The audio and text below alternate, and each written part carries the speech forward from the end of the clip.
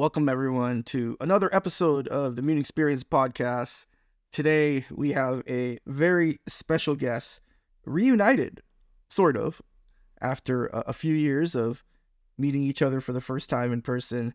We have none other than the French Yun Third Strike legend, living legend, BillyKane, with us on this episode of the Mutant XPerience podcast. And so welcome, BK, if it's okay to call you that during the podcast. It's probably more convenient. just call me that. Everyone calls me that. Thanks for having me. I'm really happy to be here and to speak with you again, like you said. So I just want to get this question right out of the way, BK. You are obviously known for your long career in playing Third Strike. The name, I'm a big Fatal Fury fan, but I just need to know kind of where does the name come from here? Oh, that's a funny story. And I was sort of expecting that one. It's kind of weird to have a nickname like BillyKane and play Third Strike or play Street Fighter. So people ask me about it all the time. So that was before the internet. I was looking up some sort of game stuff. I was stuck on a Japanese RPG. I can't remember, maybe like Breath of Fire or something, an old like PS1 game. Back then, well, maybe even older than that, but back then there was no internet. And I was looking up something. I got stuck on the game, didn't know what to do.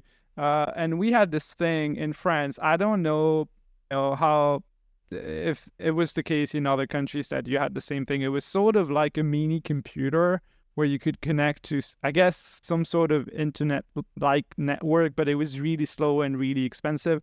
And you had to create an account for that. And so I had no idea what I wanted my name to be. I didn't care. I just wanted to get to the answers and to just play my game. And so I looked over and I saw that, over there I had the cover of a King of Fighters game. Actually, it might have been like 97, 98, something like that. And I started going over the characters. Like, I think I tried Kyo, Kusanagi, like Yori, and all of it was taken already. And then I went over the list, and then it was BillyKane, and no one had taken BillyKane, so I just stuck with that one. And I just kept it ever since. And this was like, I don't know, 25, 30 years ago. And now people know me as BillyKane, but I have actually never played BillyKane in Fatal Fury or King of Fighters. I don't look like BillyKane. I'm not British. I'm French. It makes no sense, but it is what it is, and I just go along with it because it's kind of funny. And so, what are some of your earliest memories of arcades or just video games in general? Yeah, I can answer both because they're different answers for me. So video games, I'm an OG, I guess you guys say in the US. I'm pretty old.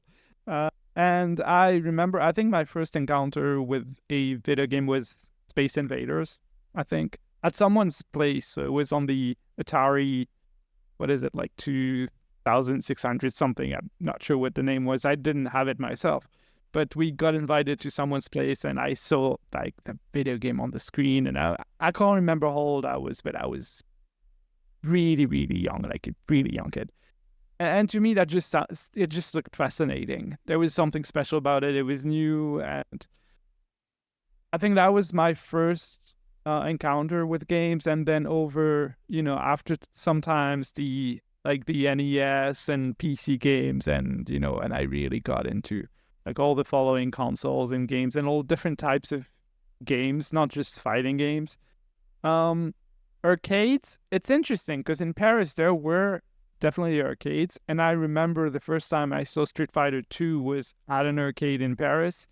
A lot of those places were not proper arcades, like they were more like bars that had a couple of cabinets, and so that's how I saw that game. And I remember like we just put the equivalent of a quarter in and just started mashing buttons with my brother, and it was like, wow, this is amazing. What is this game? It was just crazy. Just to be able to play against someone, like the competitive aspect was very compelling. But I got the game on the Super NES, like most of us, I guess, did. and I got through that. But I never really got into the arcades until much later.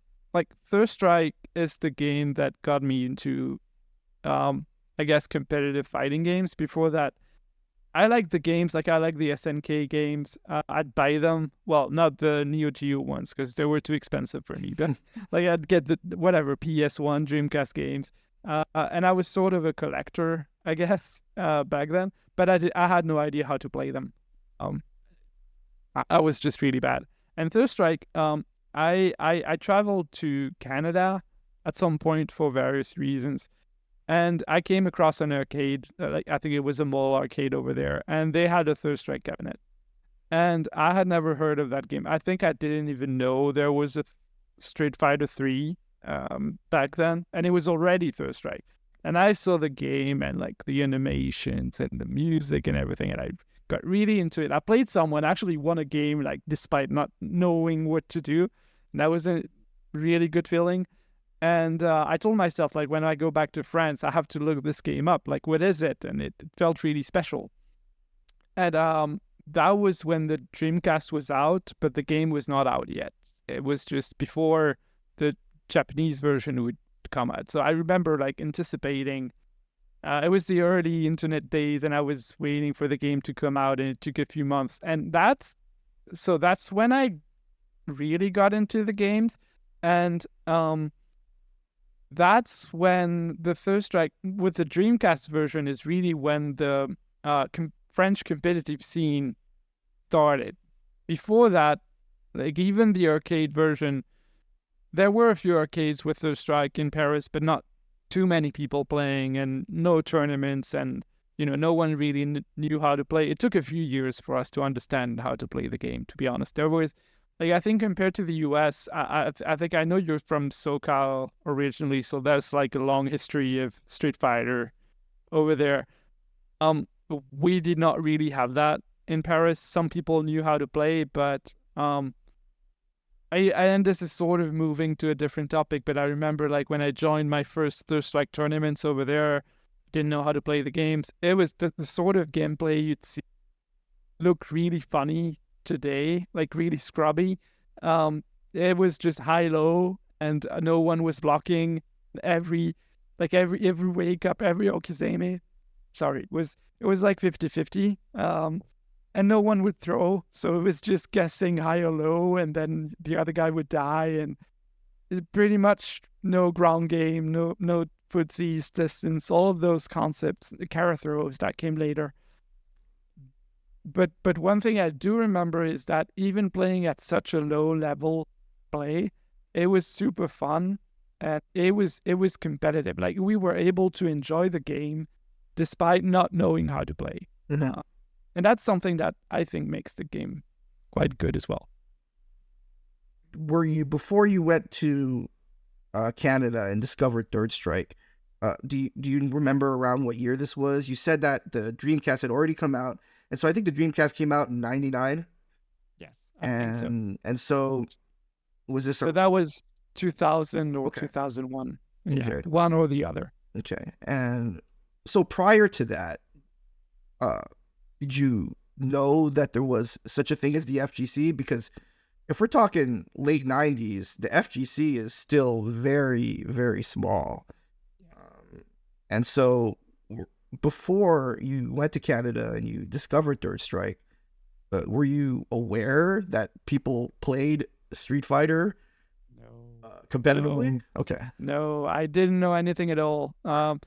So it's funny, during that trip to Canada, I was staying with a family, a Canadian family, and I made a really good friend, from that family. He's still like a good friend today.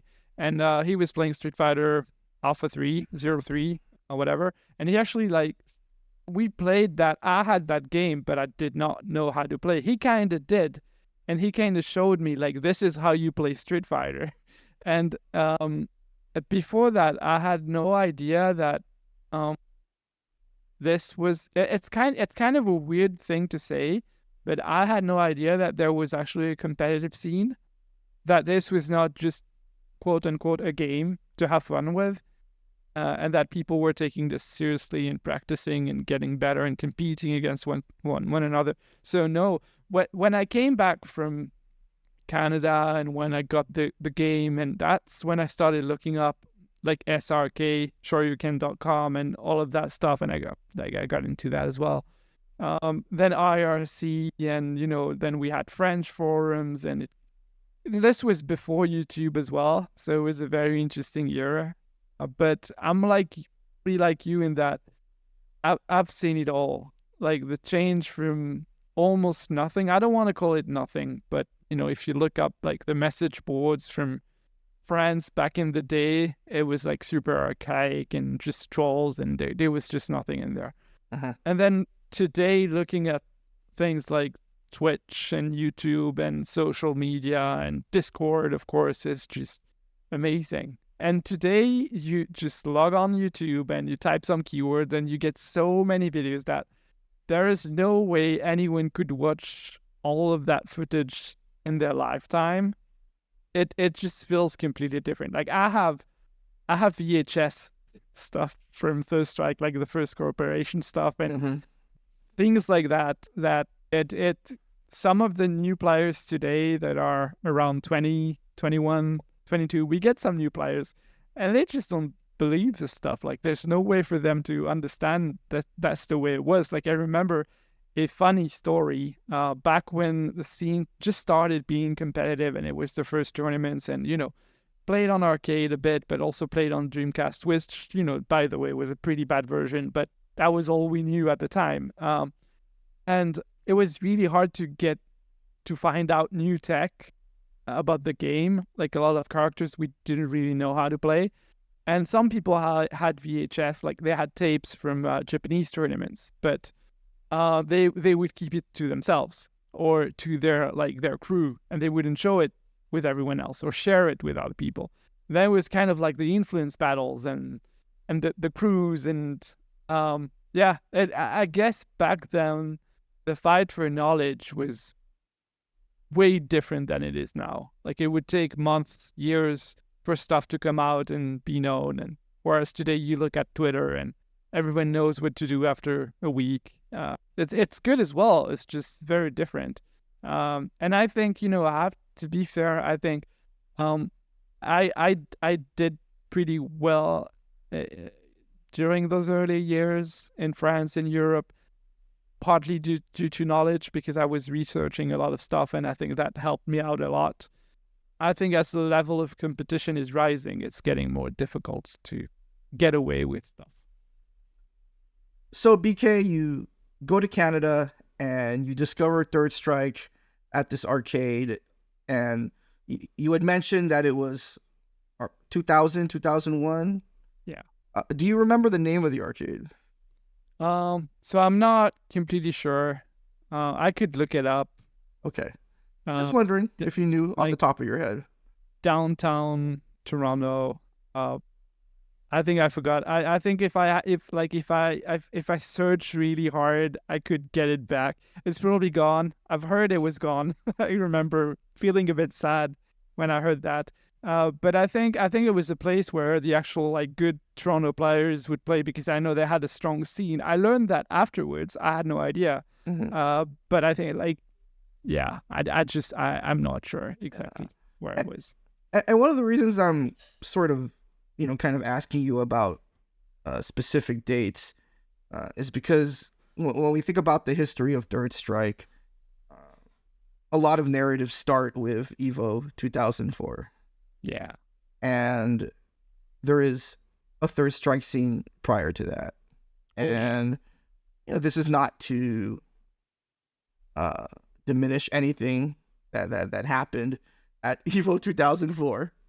But I think I would like for people to know that there was a scene prior to Evo 2004. I was there, by the way, at Evo 2004. And so it's nice to kind of hear experiences like yours where it seems like this competitive scene for our game was emerging even prior to this, obviously the most important moment in esports, or FGC. But going back to your discovery of Third Strike, you had mentioned that you go back to Paris, and that's when you start kind of going into this rabbit hole that is the FGC, and this is kind of when you start developing an awareness that there is a community that comes together to play fighting games.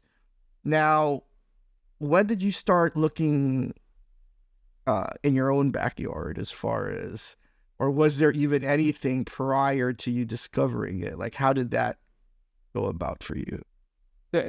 So there was not much, but there were some players already like playing other games that moved on to playing Third Strike.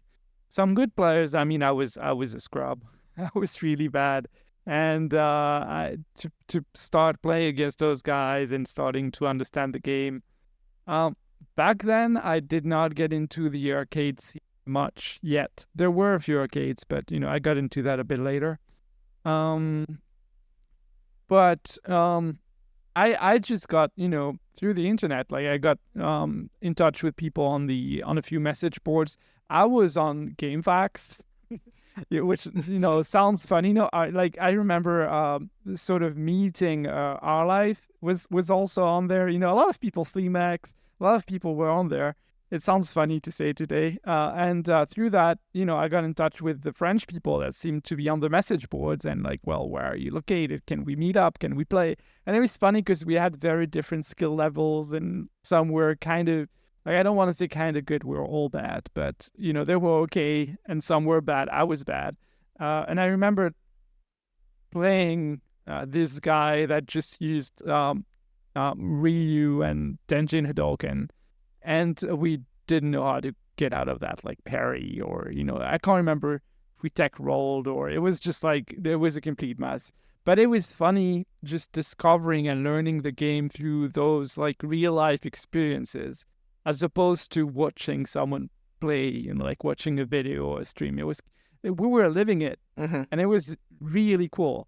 But we were like, compared to the US, I think we were way backwards. You guys had more in terms of a scene and arcades, and were more active in learning before. I do agree with you that there was completely a scene. Before Evo 2004, I went to SBO. Like the first SBO was 2003. That was my first trip to Japan. I got lucky enough to represent Europe with a couple other players, one of which is still playing today, Mimosa, like one of the UGs as well, good friend.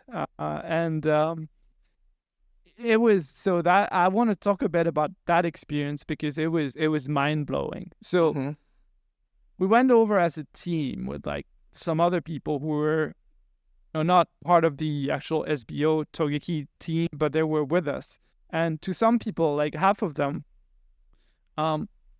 they were almost disgusted with like the difference in level of play and skill and everything, and like just the experience of sort of getting beat up over and over again. To me and to some others, it was the opposite. It was like, getting your mind blown that, there's so many things we don't know about, so many things this character can do, and this players and play styles, and why are they double tapping the buttons, and what's, like the whole arcade subculture. I remember when we got there at first, they would close the arcade, they would close the door so no one could get in. I think they had to do that for legal reasons.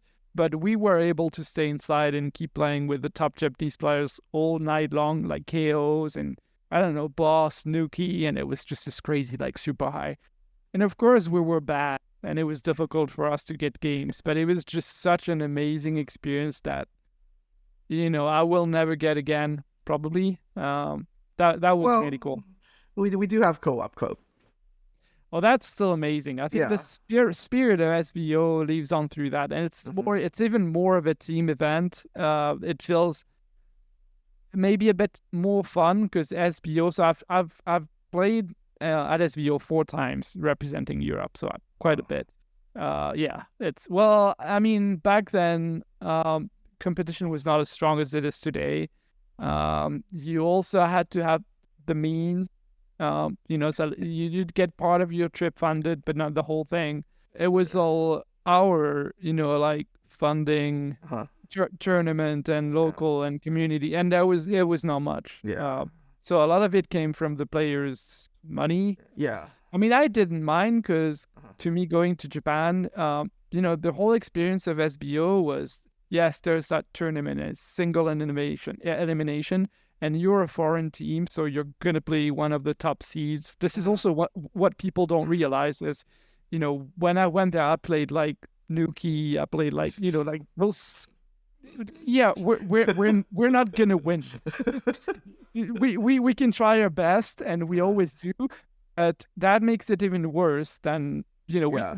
it makes you look worse than we are. Yeah. And for the whole like couple of weeks around SBO time, there were a lot of other tournaments to get the players warmed up and practicing, and that whole thing was really fun because you'd learn a lot. It's also one of the reasons why personally I never went to Evo, because going to SBO was like a 2 or even 3 weeks trip where I'd get 3 weeks of experience. If I went to Evo, it was like getting 3 days maybe, probably similar costs. So just in terms of opportunity and learning, it made more sense for someone like me to go to Japan. So, but yeah, but I did get to meet some of the US players over there, which was really cool as well, like Pyro and like so many of them. And it was fun. Like there was sort of a fun rivalry, and at first I felt like we were really bad, and then we got a little better, and it was a little more interesting to play with them. 5-star and like Vae and all those guys. It was really cool to meet them there as well. Looking back on the timeline of your early years in Third Strike, it actually is kind of amazing. I mean, you discover the game again around 2000, 2001, and your first SBO was 2003.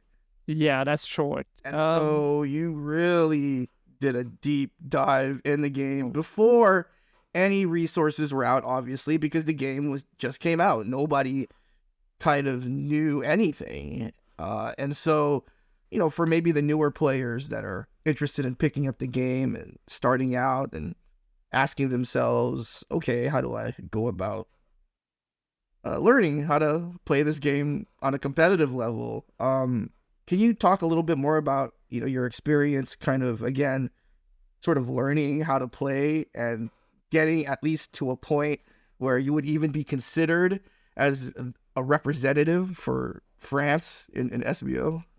I remember the passion that I had for the game. I still love the game. I think it's the most fun fighting game out there. Mm-hmm. But I don't have the same fire anymore. But back when I started, to me, this was my life. Mm-hmm. It was just my happy place, I guess. So I'd play all the time, try and get better, training modes, watching whatever video I could get my hands on, think about the game all the time. I was really bad. My first tournament I joined, I actually was in the same pool as, again, Mimosa, pretty like legendary player in France.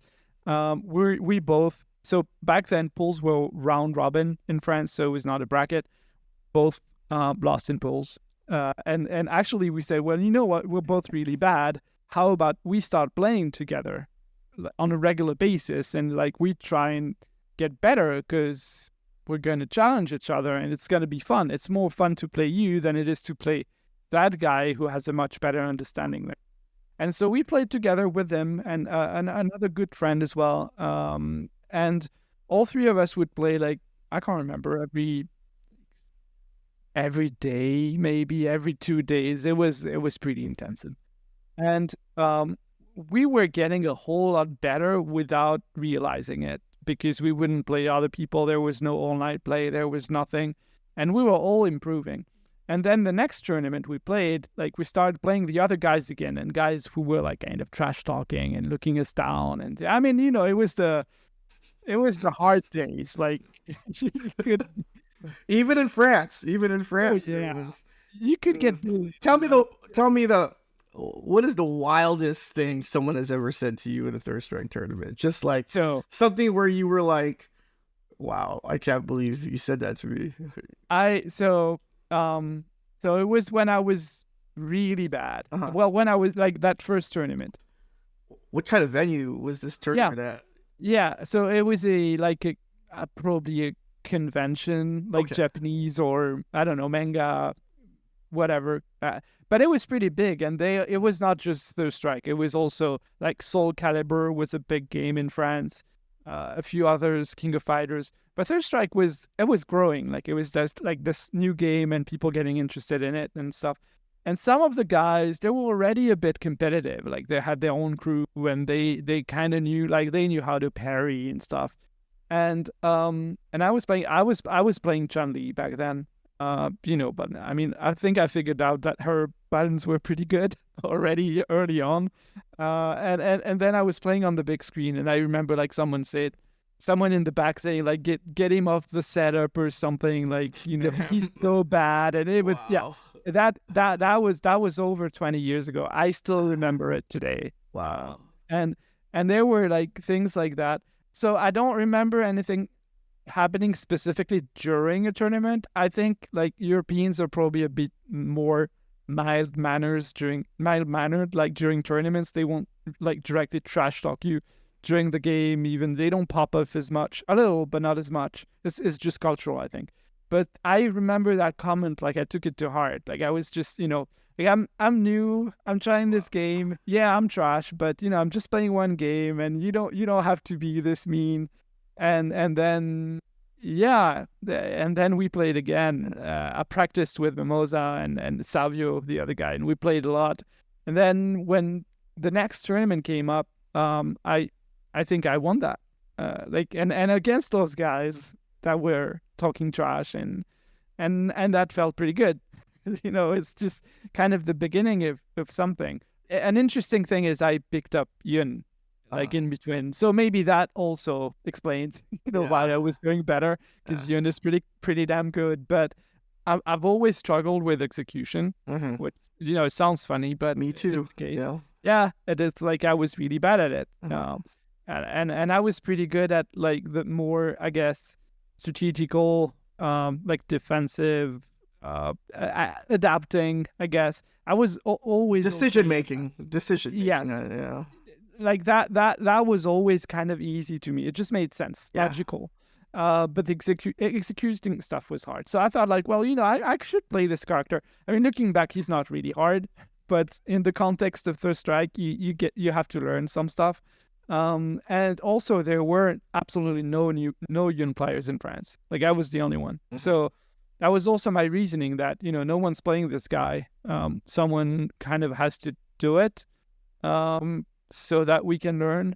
So even back then, there was this like community feeling that we're learning from one another, and we should work together to improve. I remember coming back from SBO, so that was 2003, a bit later, but coming back from SBO and sitting down with the guys, and we'd go get some food, a kebab or pizza, or like really bad junk food, but they would ask us questions like, how was Japan and what did you see? And we'd get into all the details. Like there was this guy, like his name was like Dirty Note or whatever. He played Oro, and like he'd run away all the time. And and then just like Urian was doing unblockable setups. And I remember one thing that stuck up, because it was 2003. This guy, no one knew who this guy was outside of Japan back then. We played this Hugo guy, and he was doing insanely like just stuff we'd never seen before. Like we asked, like, who's this guy? Like, he's really good. And they were like, yeah, that's Hayo. That's normal. Like he's like Hugo God. I mean, obviously there are others, but and then it's like discovering a whole other world in person was really cool. And also just, well, I mean, it's obvious now, but meeting Japanese players, and back then some of them spoke English, not many. So communication was interesting. There's always that feeling of communicating through the game. I don't know if you've had that experience. I played in China at some point, 2006. I spent a few months there. I played in Shanghai, played in Beijing. I still have good friends over there. They played Third Strike, and some of them didn't speak any English. Obviously, no French. And I like my Chinese is really, really bad, so I wasn't even really able to speak with them. But I'd play them, and we were sitting next to one another, and like we'd have the same reactions to stuff happening on screen, like laughing at the same time, and like like just there's. I feel like in many ways the game is a conversation, and that experience is something special. Like you communicate through the game with other people. I felt like there's something I talked about on Twitter. It's a little personal, but I talked about that recently on Twitter. That Third Strike, and I'm getting out of your question, but I think it's probably interesting as well. It's the game that I go back to. Like I said, I go back to Third Strike. It's my happy place. So when I feel down, like when I don't feel okay about whatever happens in my life, I want to play Third Strike. I get that urge to play that game. Like I don't get the urge to play Street Fighter 6. I do like Street Fighter 6, by the way. I don't get the urge to play a shmup or like from games or anything. I get the urge to play Third Strike. So I've been thinking about why is that the case, And I'm still working on the answer to that. But it does make me happy. It does make me feel like, there's the feeling of the community that's behind it and the good times I've had with the game and just something special, the familiarity as well, the experience.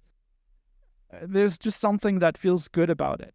I think my first comment is maybe you answered your question for you. You just said it. It makes you happy.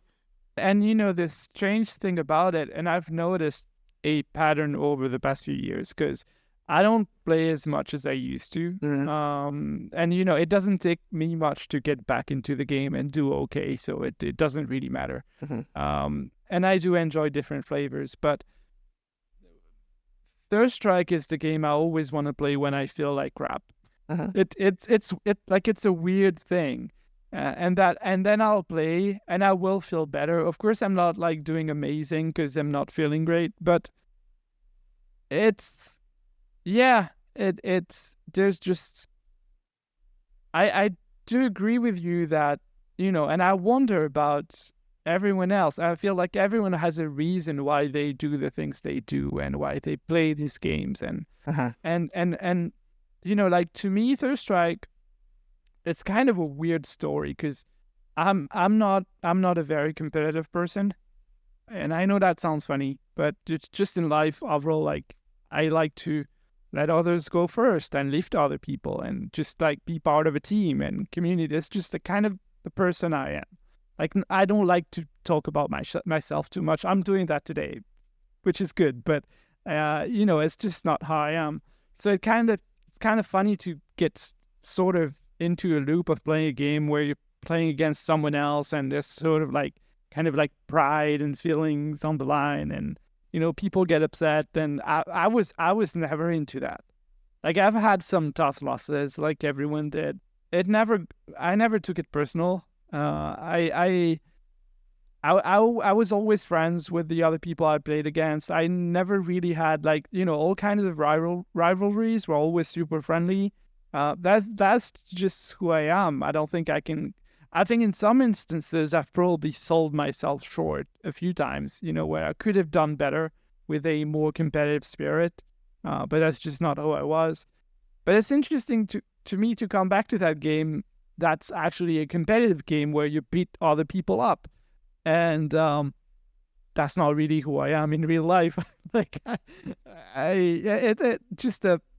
the difference between those two just strikes me as very interesting, and I do still love the game. Like, but I play with people on Fightcade, and like they get upset and they get really toxic, and they're like wondering like who is this guy, and because I think a lot of people don't know what my like nickname is on Fightcade. I don't play that much, and there are all those feelings and ranks and stuff, and people get sort of upset, and I'm like, I'm just here to enjoy the game, so. Yeah. I don't really get into that. I'm just here to be in my happy place, and the more fun we have, the better it is.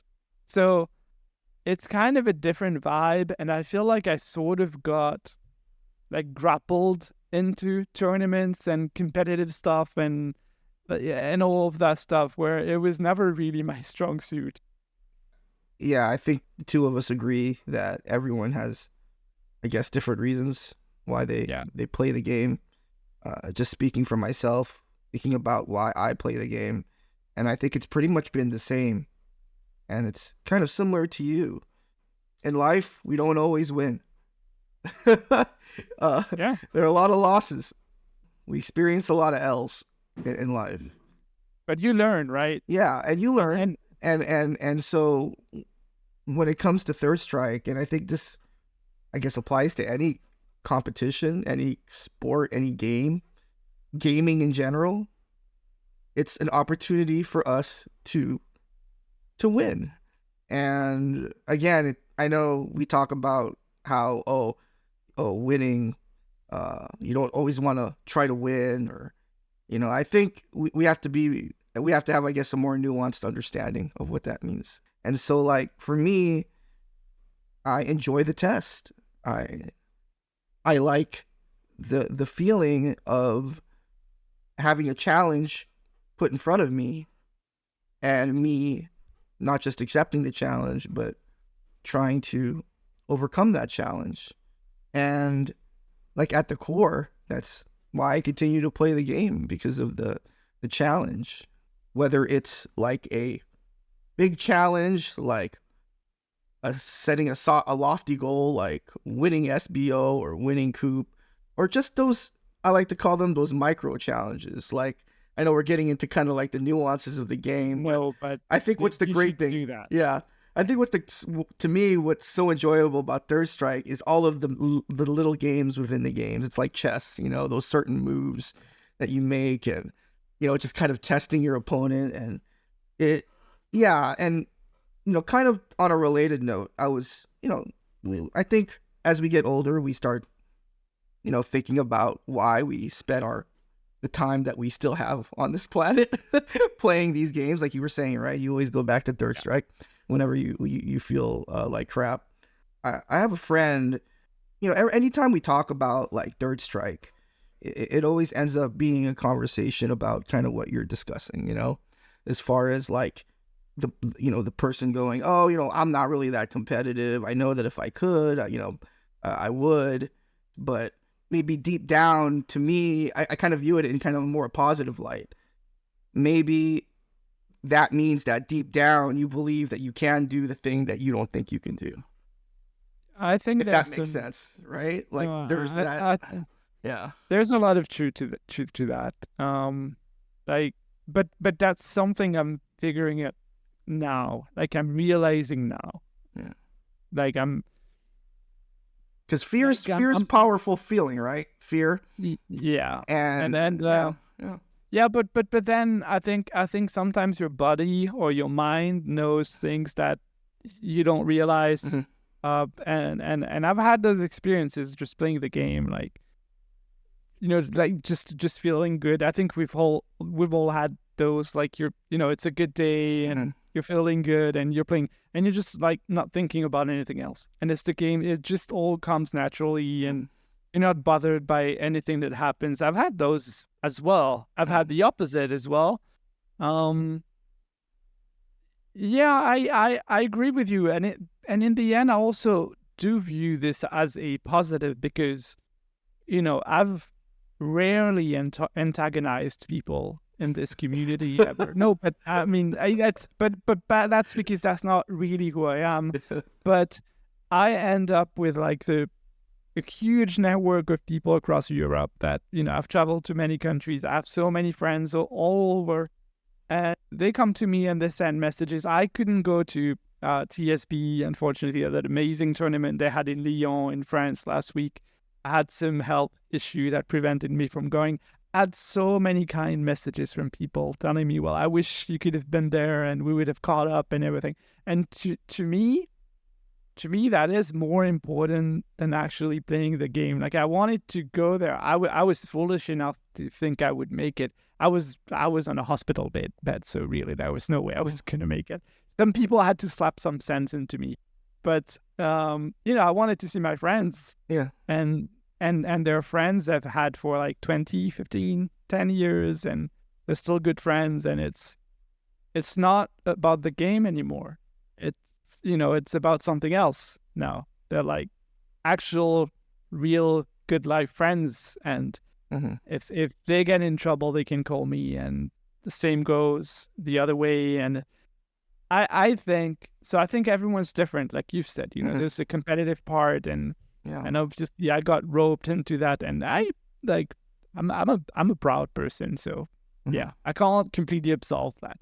But the community building aspect is, I do feel like I want to take credit for that. I'm not the only one. Other people have played their role, but I do feel proud of building that community in France where, I was not the only one, but one of the big figures of, pushing the game, getting people to play the game, helping beginners, training people, just running events. That's a tiresome job.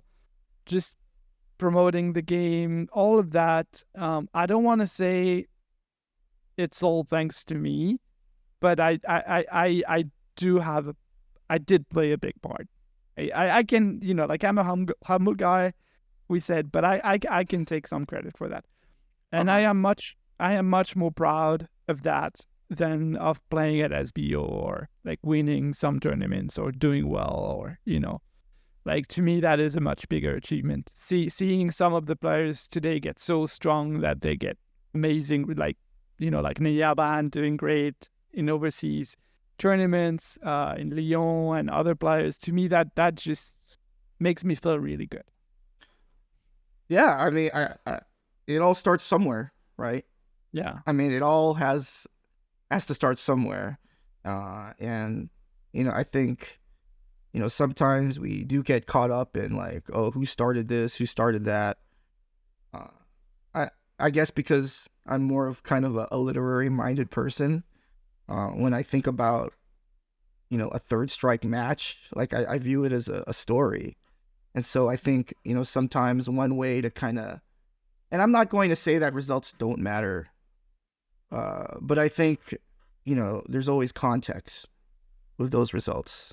Yes. And I think because of sort of my personal reason for why I love Third Strike, and that is kind of the challenge and the interactions and all those little mini games, I'm more sort of focused on kind of what happens, in the match, right? Like in a tournament, you could go 0-2, but your sets could have been the best sets in the entire tournament.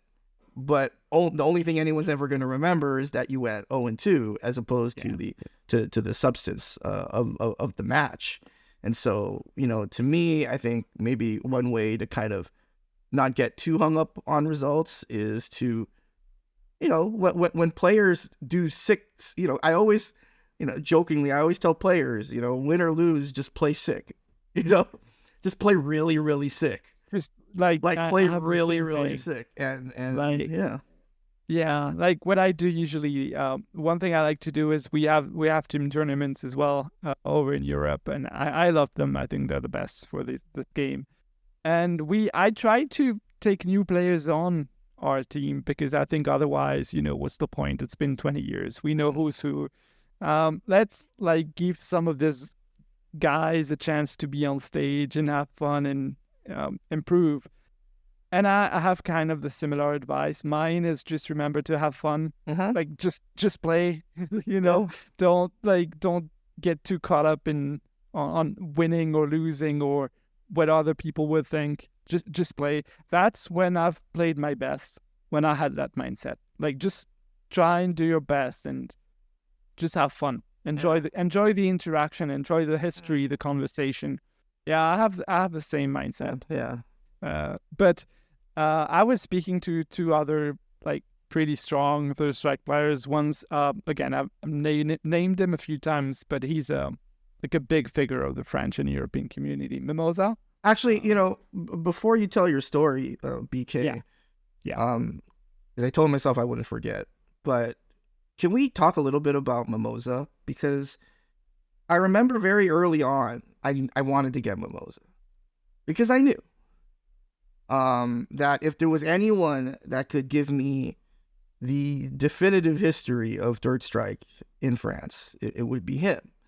But yeah, before you tell your story, can we just talk a little bit about Mimosa? Because I think you should, you could rightfully take credit. In many ways, it was you and Mimosa who, and a lot of times that happens, right? It's not, I don't think it's a coincidence when it comes to like these scenes that develop. It's always kind of one or two people, right? It usually starts with two people, friends, they get together, they become they're rivals at first, then they come together, and then the scene develops. I don't think this is a narrative that's unique to just one scene. But yeah, I definitely think you and Mimosa had a huge role. I mean, I would consider both of you the fathers, right, of French Third Strike. But that's why I want to, the grandfathers. But that's why I want to talk to Mimosa, because I'm always curious about like, was he the first, right? Like, or like, who did he learn the game from? Like, I want to get right to the origin, But yeah, tell us a little bit about Mimosa, especially with the 25th anniversary of Third Strike coming up, because Mimosa is, at least within the Third Strike scene, widely considered kind of the, both of us are basketball fans, right? Like, he's kind of the MJ of French Third Strike, right? So yeah, tell us a little bit more about Mimosa. I've known him for 22 years. Just to set the tone, is we've had a really long relationship, and I know the answers to all those questions that you just asked. Like, I could answer them for him. I don't know if I want to do that, but I know what he'd say. And I think, so I want to be cautious about which words I use, because Mimosa is a friend, like a real good friend, but he's also a rival still today. That, we're both proud people, and some of the things I might say would make him too happy. So I want to be very cautious about the words that I use when talking about Mimosa. So, was he the first? So I don't think he was the first. I think he is the most important person in the history of French Third Strike. Like, he still plays the game today at a very intensive level. I think he's probably the most skilled player even today. And skilled to me does not necessarily mean best. But I do think he's the most skilled, and he'll be very happy to hear me say that. When he started, there were already a few players. Like, he learned from someone in the arcade. There was this guy, goes by, his nickname now is TSF. Played him as well, and I learned from him as well. Unfortunately, he stopped playing at some point, but he was really good. He was better than both of us. I think Mimosa would consider him like his master. Like, he learned from him. The history of Mimosa through French Third Strike is very interesting, because he was always kind of there. There were a few years where he was away and no one, like, he's a very mysterious person. So he kind of disappears and comes back, and you don't really know why and what's happening. And like, but he likes it that way. But he's probably the most dominant player over the years, I'd say. Like, he's been around for a very long time. There's nobody in France that loves the game more than he does, and I think, like, Third Strike is almost everything to him. I don't know how he's gonna feel about me saying that about him, but I'll say it anyway. And these are all good things. He has that proficiency in the game that is like, it looks natural, but it's not. Like, it's all work, it's all experience, it's all like holding. It's flow, right? It's flow. Yeah, it's flow. And so, like, I'm not a really person who has that. Like, my gameplay is like much more methodical and based on decision making, like you were saying, and so It's interesting though that we played together like crazy. Like he's the guy I've played Third Strike with the most over the whole time. And I remember sessions we'd have that would last like over 24 hours. I always tell the story that, like he came to my house and we'd just like put the game on the TV and sit like next to one another, not say a word to each other, like just hi and, like sit down, let's play, let's get this over with. And we'd have this big bowl of M&Ms like between us, like just because you have to eat, right? But we just wanted to play. We didn't want to eat. We didn't want to speak. We just wanted to play. And I remember, like, we'd play. It was just Jan versus Ken. Ken's amazing, but yeah. Like I remember seeing the sun go down, and then it went up, and then it went down again. And yeah, it was like, and I remember like for 3 days afterwards, I couldn't move my fingers. Like my hands were like swollen, and I was playing Yun, so I was like doing those like. This sounds like a story from the Bible. Like 3 days, right? BillyKane and Mimosa entered the cave of Third Strike for 3 days and emerged SBO qualifiers. So that's the thing. That's how we tell people the story, and it sounds nice. And all the new guys are like, like they have starry eyes, and it's just really cool. And what ended up happening is, when you play for that long, you develop bad habits. Mm-hmm. You get into patterns. Yeah, you actually end up probably being worse than you were when you first started playing. But it's a cool story, and it just represents like, we were just putting our all into the game. Mm-hmm. Like, he is French Third Strike.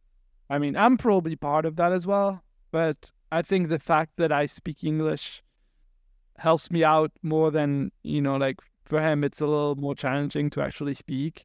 But as far as passion towards the game, like, he's number one. Is he the best player, though? And what does that mean, being the best player? That's a completely different question. And we can get into that later if you want. If you want me to get in trouble in the streets of Paris, because this gets serious. But there's so many other things I want to talk about. So I don't want to alienate the listener now, and then we'll wait until after the podcast when they hear the rest of your Third Strike story. But in all seriousness, there is footage of Mimosa on the internet, and like you said, the mystique around. That's a great word for it. A Mimosa is not lost on all scenes, and that's the thing that kind of, that boggles my mind. And it's through this, again, like you were saying, Mimosa just is very random, just like the story of your name,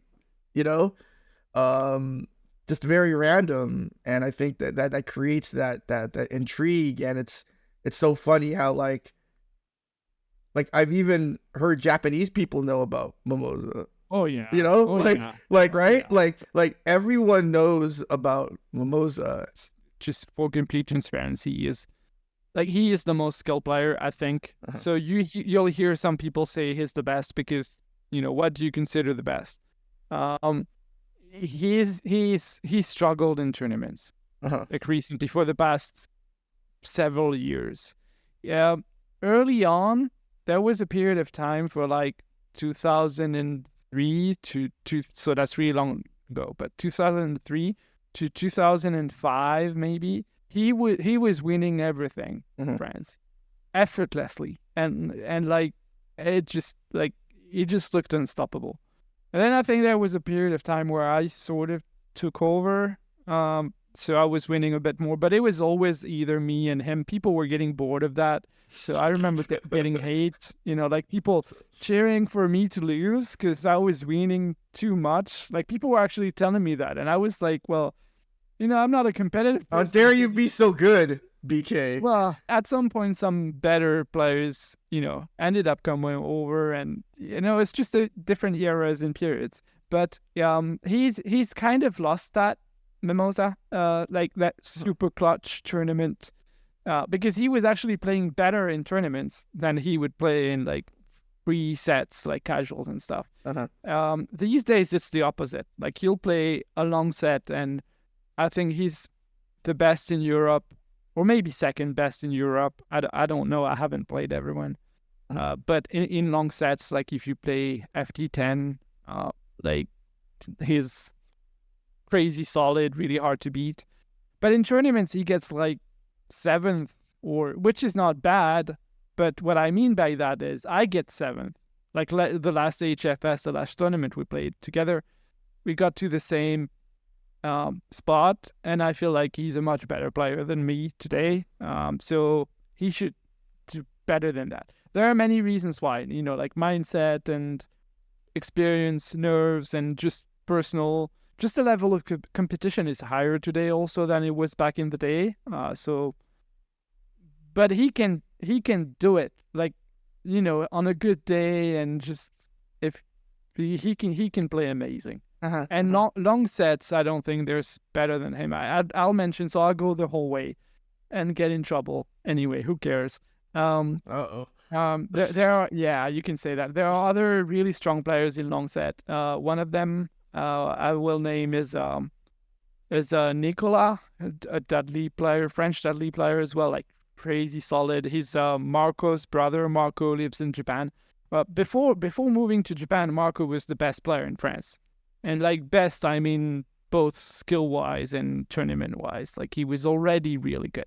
So if you're looking at who the best is, and if you count the people living in Japan, then that might even still be Marco today. Who knows? I don't count him because he's been in Japan for like, I don't know, 6 years or something. It's not fair. But yeah, so Nicolas really strong in long sets, and he's pretty good in tournaments as well. And then there's this guy, you may have heard about him, from Spain, who plays Urian these days, Cartola. And I haven't played him much. I only played a few sets on Fightgate. He's obviously amazing, like really super high level. The way he thinks the game is unlike anything I've seen from other European players. So, it's the same. I don't really want to hear that because I don't even know him as a person. So I don't know how he'll feel about hearing this from a complete stranger. But I think he's also up there in terms of long sets and skill and everything. Between those three, I don't know who'd be the best in that specific context. And then, to be fair, and I know that was not really the intent of your question. This was more about Mimosa, but yeah, I feel like I have to be fair to the other guys as well, because otherwise I'm gonna get beat up. Oh no, we were gonna definitely talk about the other players in the scene. It's just Mimosa just casts this shadow, right? Right, but he always does. He loves it, and the mystique and everything is something that he carefully crafts himself, if that makes sense. It makes perfect sense to me. People don't know this. I know this because we talk, and we're. It's funny. We're good friends, rivals. We're pretty different, but we're both very proud people. So it's an interesting story, but there's a lot of mutual respect. To talk about the other guys, because I have to be fair to them. Like some players are not as strong in long sets. Over long sets, but they are better in tournaments, like FT2, FT3. They have this. A lot of this is mindset and focus, and other types of maybe quicker adaptation. I don't know. It's a different type of skill. I also feel I'm better in tournaments than I am in long set. It's just the way it is. Those guys. Yaz, obviously he's winning a lot. He might be the most dominant player we've had in tournaments in France. Even over the whole time, he'll be happy to hear that, I think. But that's how I would see it. And we've had a few dominant players. Niaban is fantastic in tournaments. I don't know if you've seen TSB, but but the difference with Niaban, and he's gonna be upset about me saying this, but he can beat some of the best in the world, like Cooney and Yamoda, and he can beat them in tournament. And then he can lose to someone like me, Well, no kind of shame in washed losing. out. Well, no shame Yeah, in losing to you. no, but like, well, I know, kind of is. Come on. I mean, there should, for him, there should be, and I think he was ashamed. Like, I think he had some sort of like life crisis after that. So it was kind of funny. And this is not, I mean, I'm not trying to boast or something. He's way better than me. I look at tournament results as a whole and not like me beating someone. I've beaten way better players than me, and I've lost to players who were probably worse than me. And that's just how it goes, right? It's like that. Competition. It is. But like his achievements, what he did at Jazzy as well, like Jazzy. Yes. He's a fantastic player. But like in terms of consistency, it's a little harder to predict than Yaz. And then there's also want to mention a third guy. That's the last one. I mean, the others are good, and someone's gonna get upset anyway. But Otana is like a very special player. So again, someone I know very well. We've teamed up many times. It doesn't make sense. Like with the way he plays, the level of success that he has. I think he knows things about the game that I don't know. It's a funny way to put it. No, I don't mean he plays bad. I mean he sees things that other players cannot see. Yeah. And he's got the mental fortitude of like he's the best at that, like focus and clutch, and it's just like insane. Like he's pretty scary to play against because I'm pretty good against Urian. And Yun is quite good against Urian. Like if you play the matchup right, there's not all that much you have to worry about. But against him, it's different because he's really unpredictable and he makes really good decisions. And he's got the will to win. Yeah, like he's got that fire. He's got that dog in him. Like and so I think it's. Between those three, in terms of tournaments, it usually goes one way or the other. I'd say they're the best.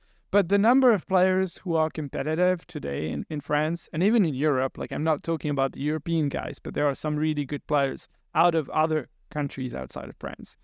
But there are more strong players than ever, which is also a great thing to see. I don't know how it is in the US, but it's interesting to see the level of competition get better. You would think that after 23, I don't know what it is, 24 years, like, it would go down. It's this niche, retro, competitive game. But no, people are getting better. It's getting more difficult to get good results in tournaments. So I think that's pretty amazing. Well, it's a testament to all of the work that people like yourself and Mimosa have done to build the scene. Yes, and others. And others, of course. We did not have the resources simply because we were at the beginning of this timeline, right? Yeah. That's just how it is. And now these players now have benefited off of our efforts to keep this competitive scene for our game alive. And it's, for me, that's rewarding in the sense that, like you were saying, looking back on it, because I feel the same way about you, man. Like when I look back like on like my footage, say from like the early 2000s, like I can hardly watch it. Like I can hardly watch it. I cannot stomach watching it. So it's great to see players who may have been playing only 6 months, a year, 2 years, playing what looks like pretty proficient third strike. And crazy, it's very enjoyable for me because ultimately it's the game that, we enjoy watching, and we're kind of reaping those benefits, right? Watching these matches. And going back even further, and that this might sound a little, egoistical, but I feel like I mean, they're not my children, obviously, but I feel proud of that. Like this would not have happened if people like you and me and others. I could name countless people. Yeah. That's the reason why the new guys can get better so quick and can get to enjoy the game quicker, and like we have those amazing events like we've just had last week, and we'll get others. And I I feel I feel I played a role in that, and that's something to be proud of, I think. Yeah, and just your willingness to come on the podcast and your continued involvement in the scene. Yeah, just kind of show your love for the game, because people will see that. And trying to kind of circle this back to Mimosa, I've kind of told this story several times in other episodes, but the whole reason why we started Jazzy was because I thought it would be cool to do something for the 20th anniversary. And it was just mainly like, hey, this game is really fucking great. And the 20th anniversary is coming up. It's still great.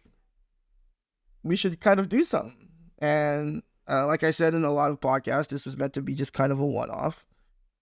And what I realized was that there is genuine love for Third Strike. And, it's really cool now to see, kind of like you said, all of the work that we've put into the scene. And like you said, we didn't do this alone. There's probably people that we don't even know about. And so going back to the story I wanted to share, because when I think about like Mimosa and whether he should come out to a tournament or not, and, what his motivation might be, again, I don't know Mimosa at all. You know him better than I do. But, when I think about that whole situation, I kind of think about the first Jazzy finale. Justin Wong was in the original Jazzy finale. And like, think about Justin, right? He's an icon in the FGC. He's achieved heights in the FGC that very few people have.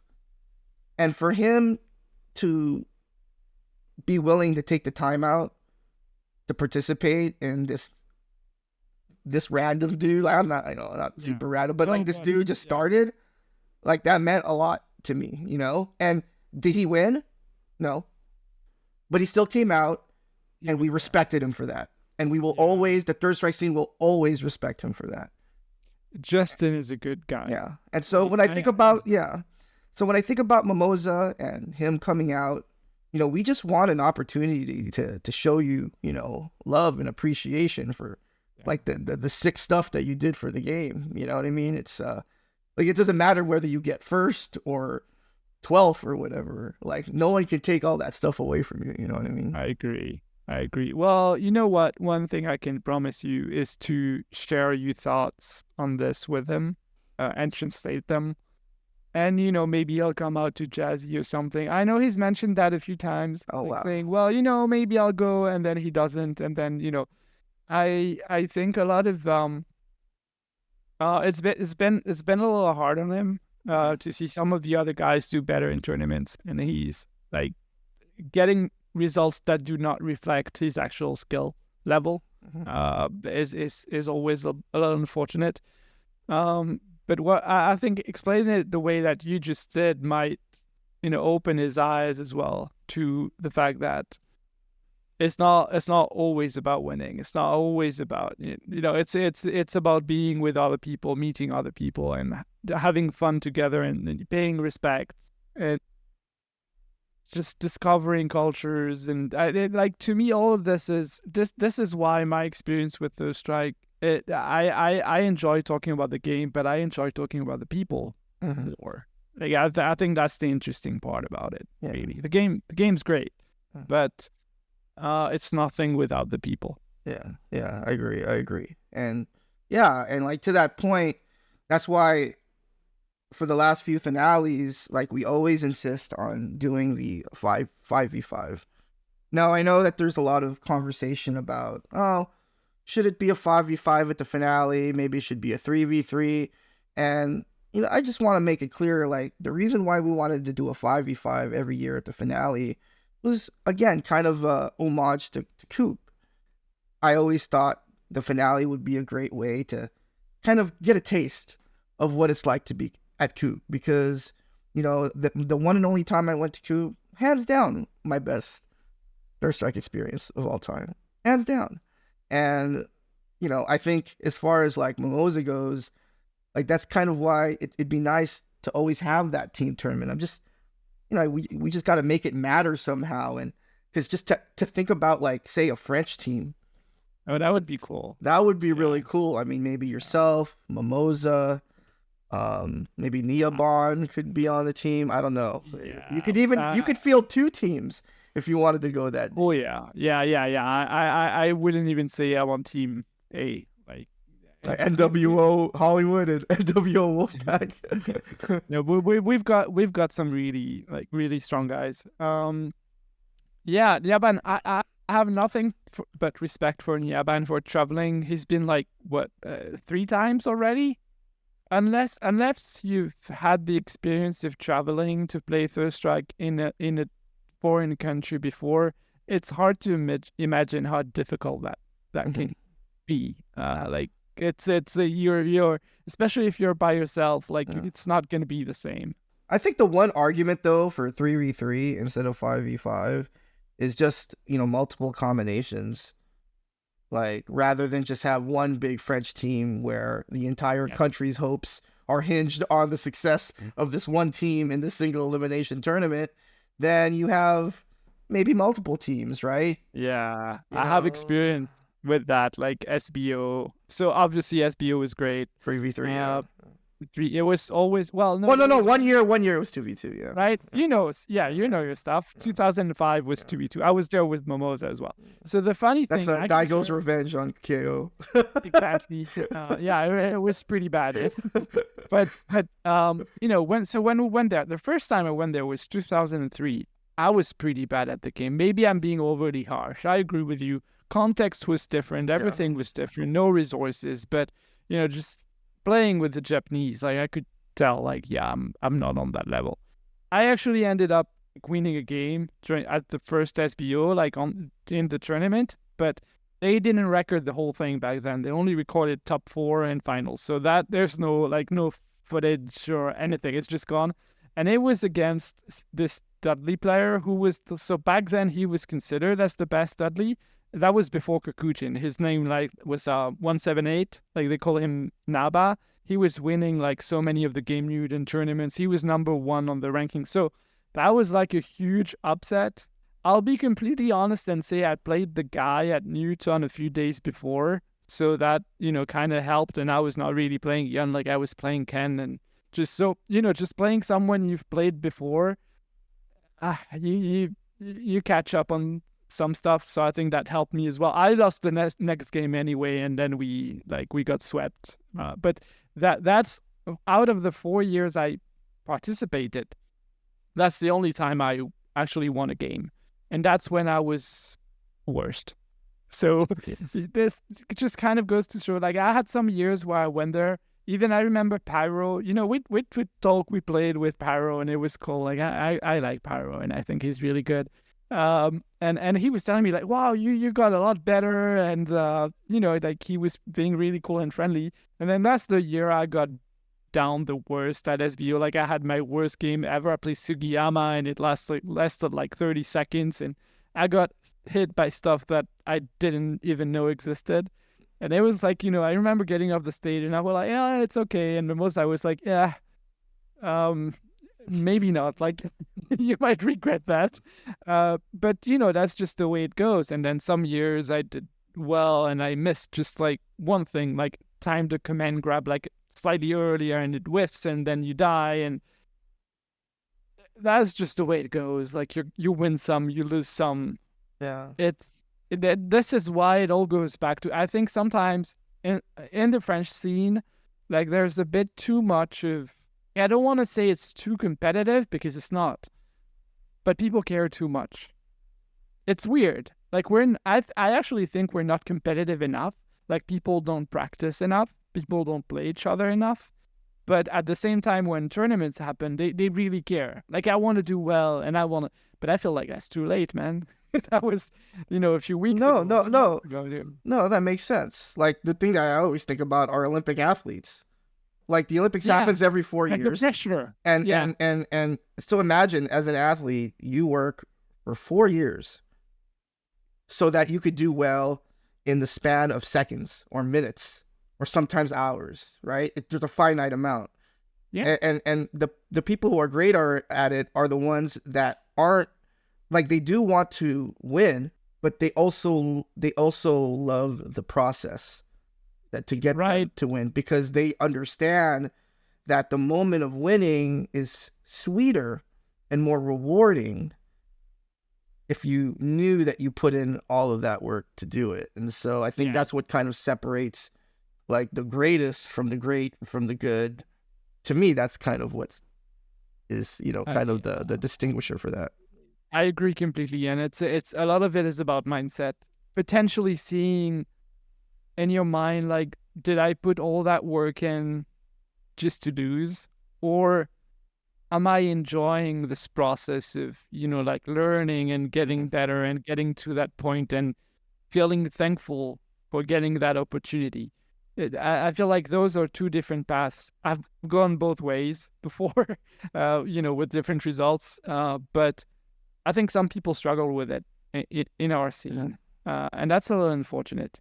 But it is what it is. Like at some point, you have to let go. See, for me, like I think I had mentioned earlier, you know, whenever I talk to a friend about Third Strike, you know, he always kind of talks about how he feels like, oh, he's not, you know, very competitive, and he doesn't really feel comfortable around people who are competitive. And I remember talking to him just kind of about like, you know, kind of generally what we've been talking about. It's like we all have different things going on in our lives. And so going back to your point that you made earlier, how whenever you don't feel great, you play Third Strike. But I think for some people, maybe the reason why they're so competitive is, you know, because they're using Third Strike similar in the way that you're using it, right? To feel happy whenever things are down. And for them, just being ultra competitive in that moment, people are able to kind of compartmentalize that. Yeah. And sometimes I think, you know, this person who goes to a tournament and all their extreme focus is just to win. They're not there to make friends. They're not there to socialize. They're there to, you know, to win the tournament, and then they bounce. And I think that player, the fact that they came out, to me, even if they don't talk to any single person in that event, I appreciate that person for attending. Because, like, for them, who knows why they're at the tournament? But like the fact that they're at that tournament, they just want to focus on the game. They don't want to talk about anything else. And I respect that person too. And they're no different than the person who goes there to make friends, to socialize, to chill, because maybe that's what you need. And I think just kind of, you know, and it's easier said than done, right? Because, you know, the moment competition. But I think it helps to just kind of remember that, like you were saying, right? Like people play this game for different reasons, but it all makes us happy when we play it. And I'm like you say, everyone's different. Like to me, I'll play. So we have sort of an arcade-ish place in Paris. It's not really an arcade, but they do have like a versus cab where we can play, which is nice. And I always love going there and play people. And it doesn't matter if I win, if I lose, if they're good, if they're bad. I'm just happy to be there and get to enjoy that feeling again. And it's the same when I play on Fightgate. I mean, obviously online is different. I always miss the social aspect, and people get like so I don't know if you've ever gotten that, but like I've heard my people refer to my play style as like arrogant. Like I wouldn't really call myself an arrogant person, but I guess in terms of how I play, maybe I am. And like in what sense? Like, can you give me an example of what they would consider arrogant gameplay? So it's hard for me to say because to me it's normal gameplay. But I think it's in terms of like making some reads that they would consider disrespectful, and I don't mean like the really bad, like you know, like Twitter clip stuff. I don't really do that. I value consistency, and but I guess like some people feel called out, you know, when because they're used to playing players who will not stop some of their stuff, like you know. But I don't really care. Like I'll do what I feel like. I don't know if that makes sense. And usually it goes okay because they're not really used to playing people like that. But some people, I know that because I've heard it, like, on people streaming or, just like sending chat comments and stuff. Or And some people get really upset. Or even when I play, like I'm playing someone and I'm enjoying the set. Like, this is really cool and there's interaction and this guy is actually like, it's pretty good and it's fun and I hope he's enjoying it. And then at the end they send a message and they're like really angry and really upset and they leave. And that makes me really sad.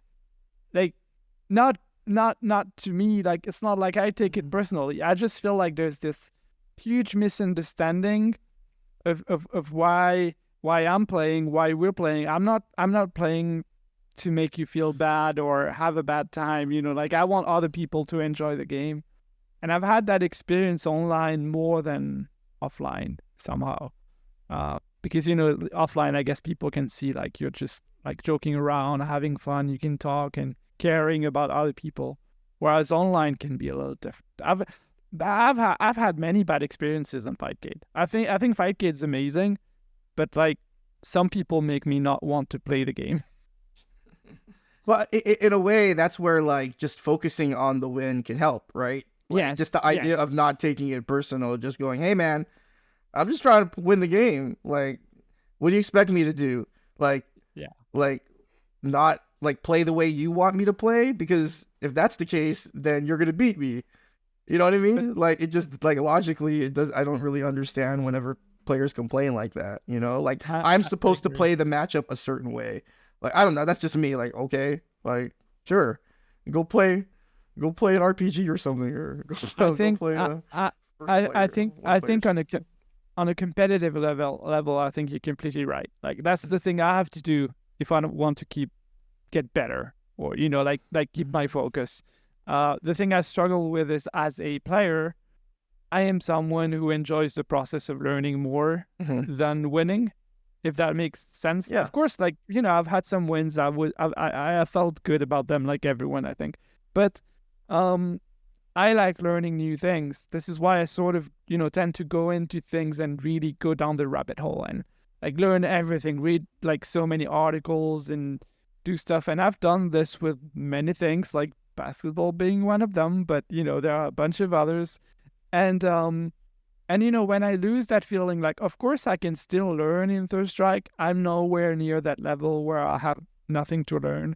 I don't think anyone is, to be fair.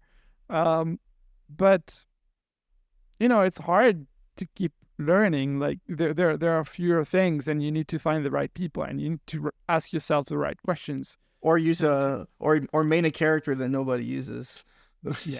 Yeah, maybe that helps as well. Like, when I think about like the difference in our mains, I mean, you and I main Necro. Like, I feel like it's so interesting to kind of compare and contrast the history of those two characters.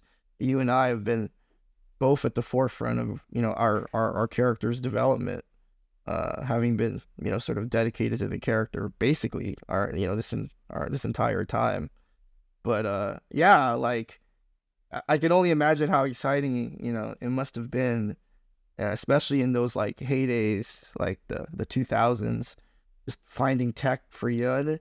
And and because there wasn't YouTube, at least yet, it almost like the pace was good, right? Like it like the release of tech, it almost seemed like it was good timing, where people got it and then they had to wait for the new one, but it gave people time to kind of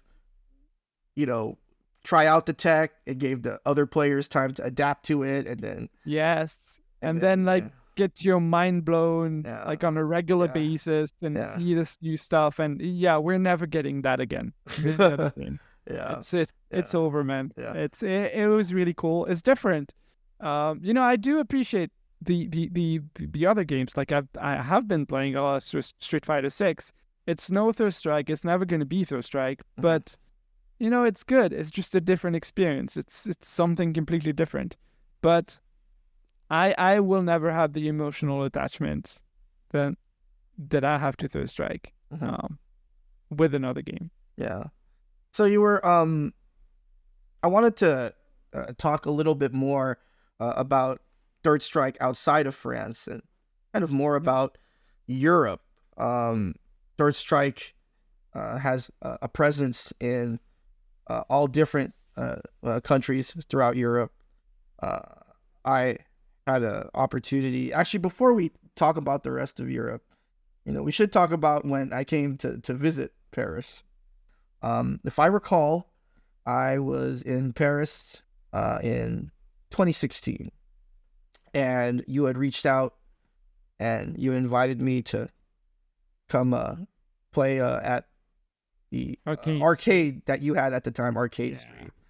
And I remember I think a few short months later, they closed.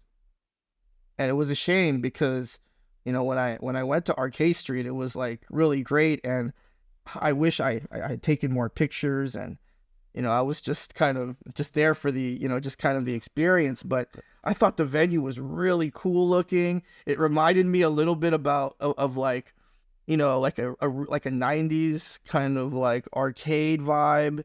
And, one thing I do remember though is that I think there was some issues with the power.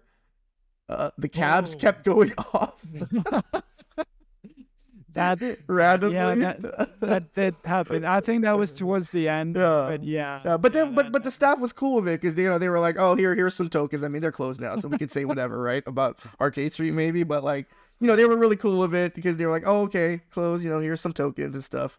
Oh, I think what you're referring to is so maybe not. But what they used to do at that place was like they would shout.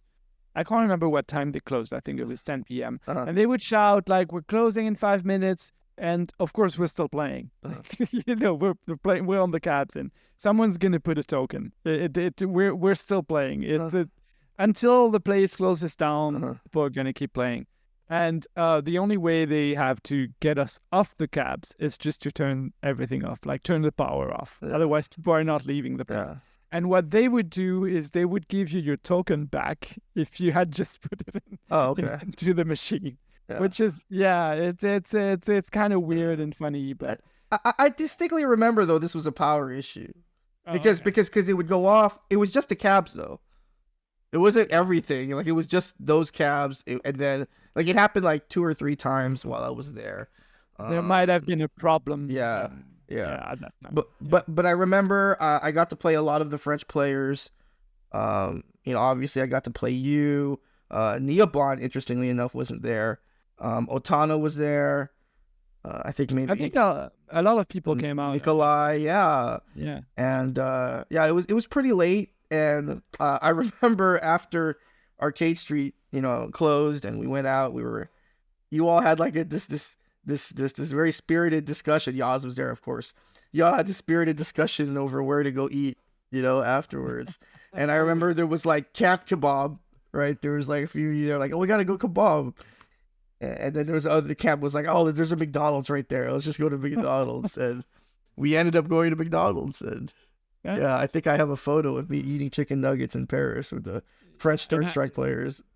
And I think someone posted, I don't know if you remember that, someone posted that picture with a caption, I can't remember who it was, of saying like, I want someone my life who looks at their chicken nuggets like, Mutant is looking at. Do you remember that? Yeah, it's just something I remember. I think I do.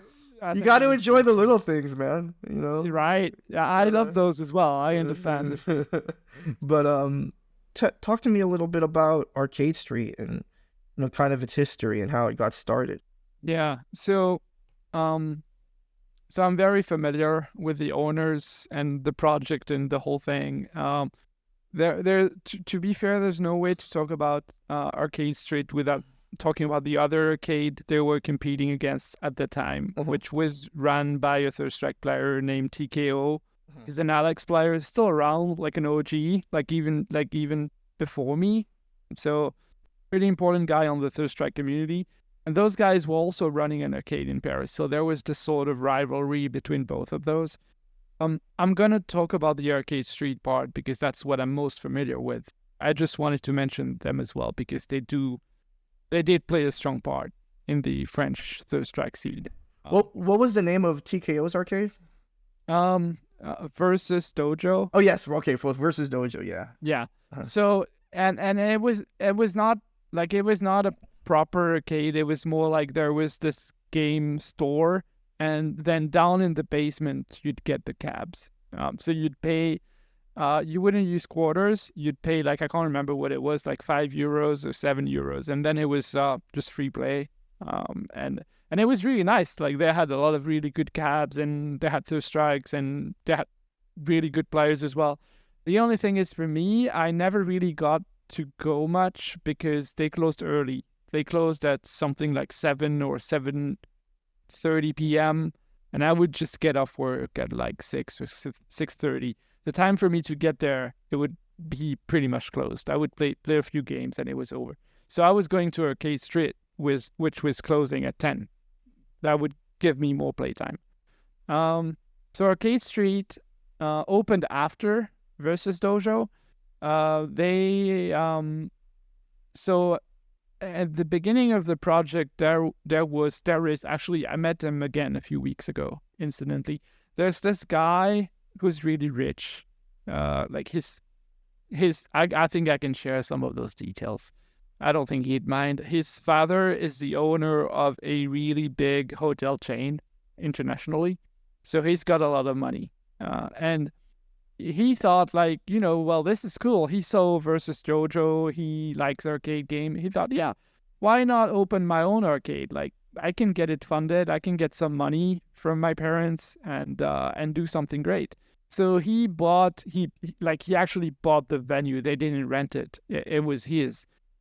And it was a huge venue. Like, you'd get to the arcade. They had 2 floors with a bunch of cabs, and they had modern cabs. They had like really expensive games as well. They had shoot them ups downstairs, DDRs, whatever. And still, they still had 2 stories down. Like they could even have like a 4 stories arcade on there. They just didn't have all the cabs. But it was really expensive to get that. I don't know the details, but it was just crazy. So they bought that place. They bought the cabs, and they just opened like a proper arcade but it was pretty much an arcade like the old days. Like they had tokens, and you'd get there, and they had an operator, and I can't remember exactly when they opened. Must have been, I don't know, 2012, 2010, somewhere around that time. But it was amazing to me. Those days are my best memories of playing Third Strike. Just the feeling of being in the arcade. Like you said, that the decoration was really cool, like graffiti 90s stuff, and just a nice vibe. We'd get tons of people on Friday evenings, and it was really competitive, which is something that you get in arcade. You don't really get that in sessions, I think, because you're at someone's place and you don't have as many players, and it's a little different. And we'd always go to get something to eat after playing, all together. Like that was the tradition. And then we'd talk. I would actually enjoy the conversations we'd had after the sessions better than the actual games. Like, the games were cool, but then, when you get to talk to that guy, like, yeah, well, so why did you make that decision? And what do you think about this matchup? And do you think I can do better? And I was like, getting the young guys coming to me and like, what do you think? Like, am I getting better? What can I do better? What is this game? Why do you play?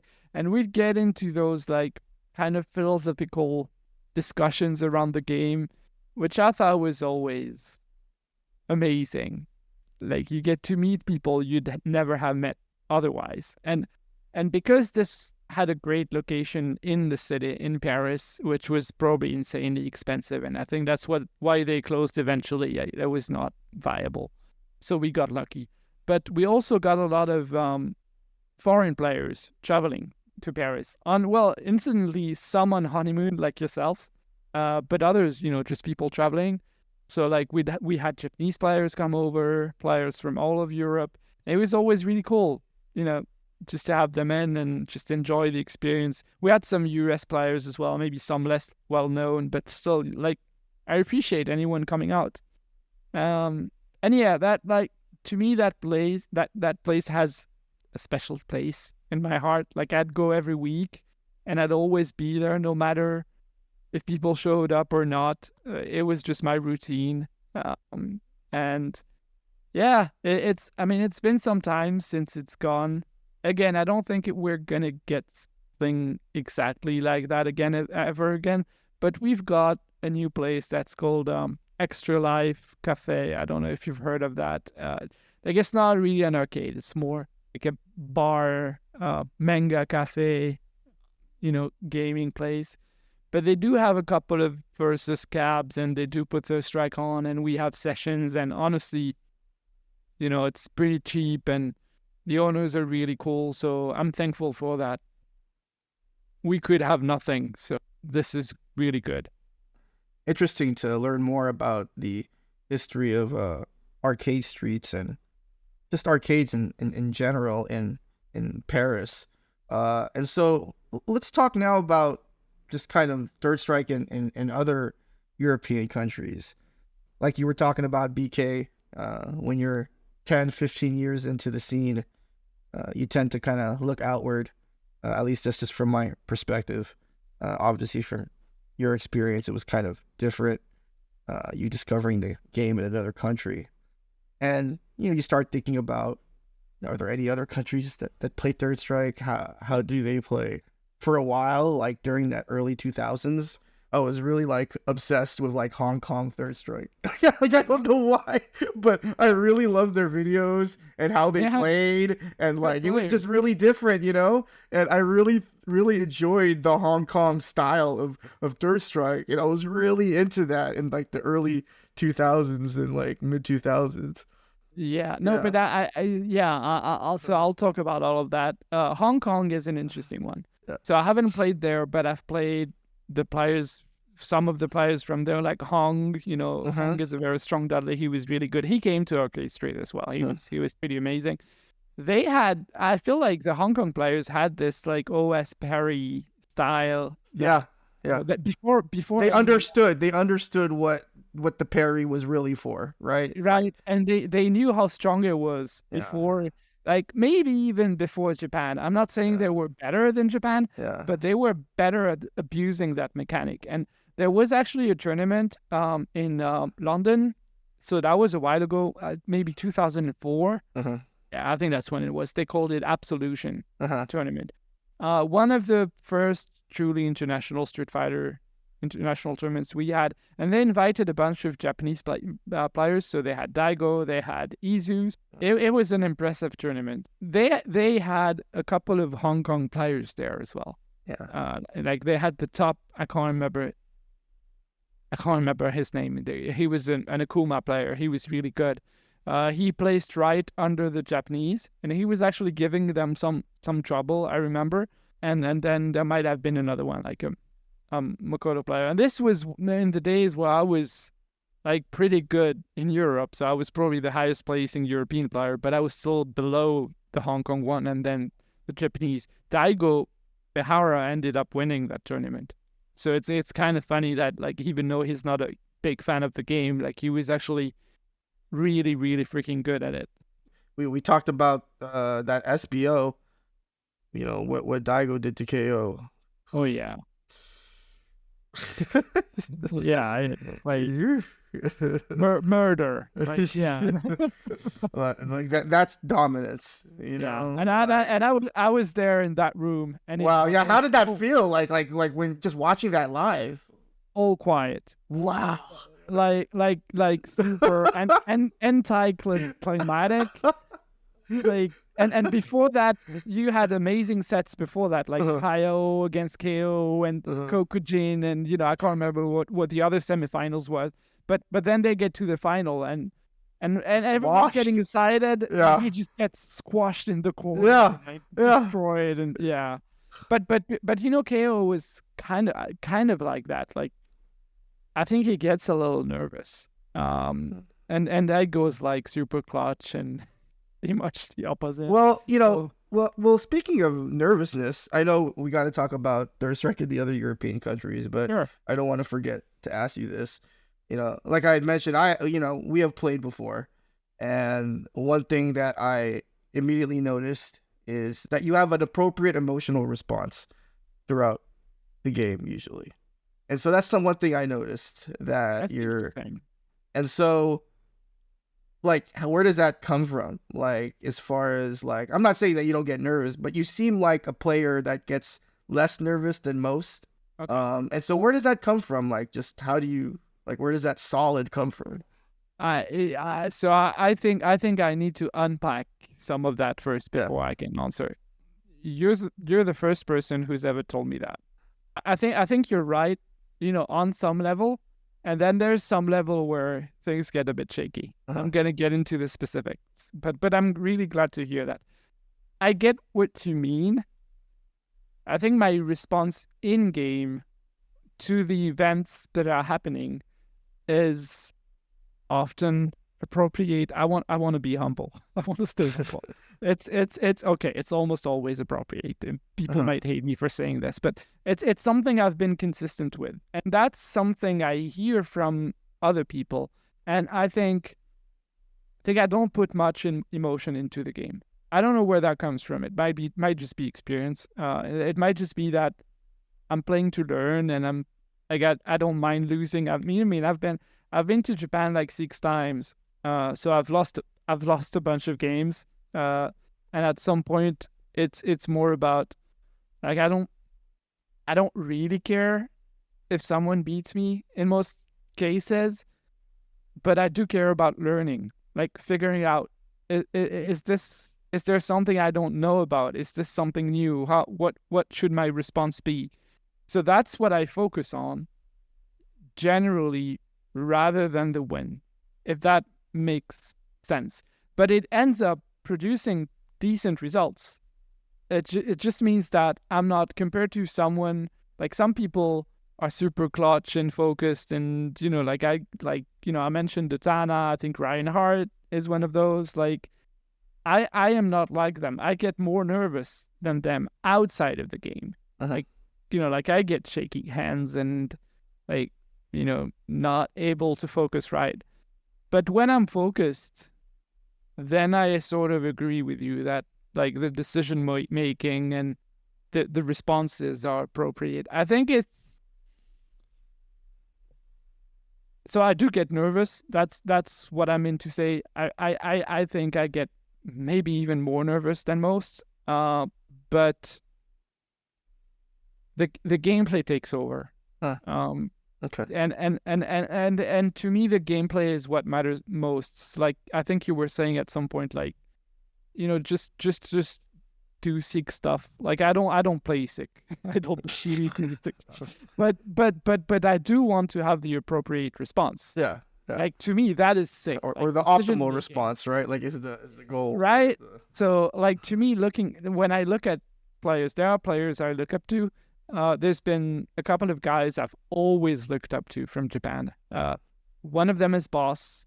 Like I think he's not the best anymore, but his decision making is immaculate. Like it's like it just blows my mind. I think I learned so much by watching him, and I don't mean just Yun. Like all his characters. Just the speed of analyzing things and making decisions based on past experience is something I've always been fascinated with. And the other one is KO, but obviously I can't play like KO, so I've sort of given up on that part. But it was always fascinating to me to see those players like they. And if you were to watch them, it looks like if you just watch the game, it looks like they don't get nervous. But if you watch them outside the game, they do get nervous. Like you can see like the sort of sweaty and it's interesting at SBO that you would think. Like I remember playing the other guys, like the Japanese teams, and some of them were really high, like super top players and so on. And they get crazy nervous, and they drop combos, and like you'd think like you'd see them as sort like gods and whatever. I think it gets to everyone. We just react differently. It shows differently. I think I don't really allow it to show through my gameplay, but I get crazy nervous. Yeah, I guess I don't know. I don't know if that makes sense because no, it makes sense. It makes sense. Like you're nervous. No, it's kind of like in public speaking. The key to public speaking is just recognizing that you're going to get nervous. It's a biological response. It's adrenaline. Right. There's nothing you can do about it. And so just understanding, okay, this is gonna happen, but how can I turn that into positive energy, right? Like how can I turn that into a positive? Yeah. That's exactly what it is. And to go, to go the whole 9 yards on this, I'm pretty horrible at public speaking. I hate it. It's one of my biggest fears. But I have done some really great speeches where, like I mean, not based on what I said, but like I did the presentations and I stepped down and I was like, oh, I did horrible and I was so nervous. And then guys came up to me and were like, what the hell are you saying? Like, this was really good. And everything made sense. And like, it was great. And so it's also maybe sometimes about self-perception and self-confidence is something I have struggled with as opposed to some other players. So, it's interesting. Like, we're all different. We'll all react to things differently. But thank you for pointing that out, because it is rare that people are so specific with what they'll say about someone's gameplay. Like, usually people will just tell me like, yeah, you're good or you're very precise or whatever, but that doesn't really mean much. Yeah. I mean, like, if like this, the I guess the short and sweet word is like your gameplay is pretty disciplined.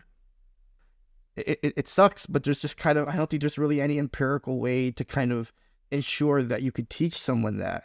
It's kind of just having to be able to let go. And that's why it's important to share our experiences, like, hey, maybe something that BillyKane used might help a player now get over kind of their issues in tournament. You know what I mean? Like, you never know. And so and that's the most important thing. I mean, I agree with you, or maybe not. And that's the thing, like maybe you shouldn't try to be learning from like whomever. Yes. Like I've tried playing like KO and it was a disaster. It's but you should know about all of those things. Figure out what works for you and try it in game and get experience. I think a lot of being good at the game is just experience. Like we call it skill, we call it many different things. I think it comes down to experience. Yeah, like there's a point where, like, for players like you and me, like, we've logged in a lot of hours in this game, and so we have encountered a lot of interactions, scenarios, and I think that's why it's important that the top players try to play each other, because that's the only way we're going to be able to generate all these different scenarios for the newer players to learn from. I don't know if that makes sense, but it does. Yeah. Well, I think so. There's an importance to high level play, and we should try and encourage that as well. And high level play is completely different from low level and intermediate as well. And it's something.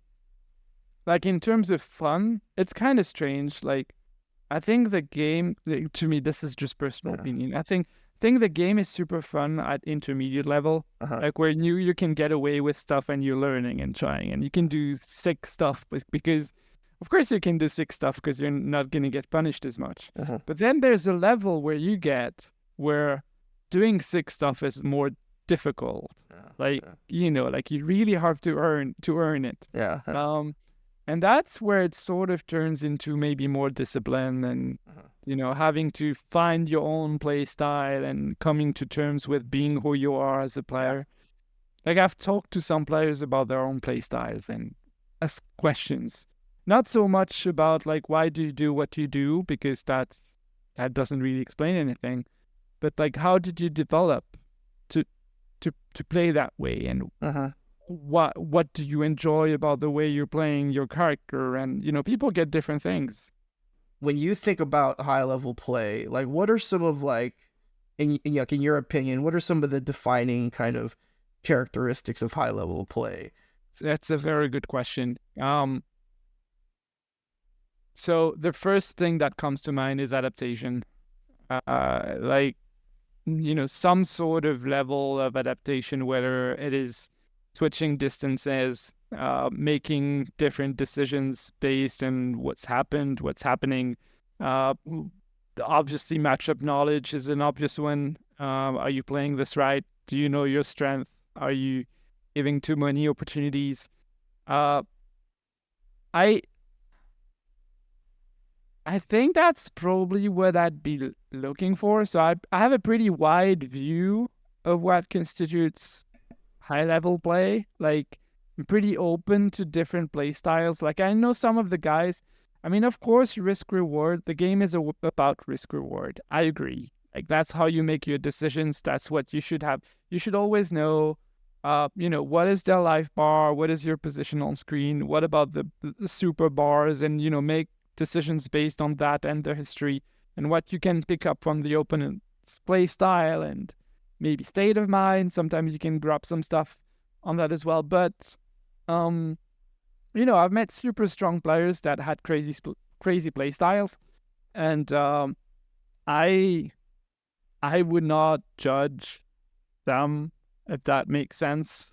So I try and keep an open mind. In the past, I think if you'd asked me this questions 10 years ago, I would have had a way more precise answer. Like this. Well, what has changed? Well, I think what's changed is about it's because I think the game is so flexible that it allows for a lot of different play styles to work, and to me, as long as it works, it's good. Like, if you ask some people, like in France, they will say, well, this worked, but it was not good. And I get why they say that, because if you look at it from a rational, it's interesting for me as a methodical player to say that, right? Because I should probably be saying the opposite, but I've learned that, something that works in the context of the game, whatever that is, and maybe I don't understand that context, but that person obviously did, and they made that decision and it worked. I can't tell them they were wrong. Like, we can discuss the decision and the reasons behind them and maybe have a conversation, but if it works, it works. That's what you should have done.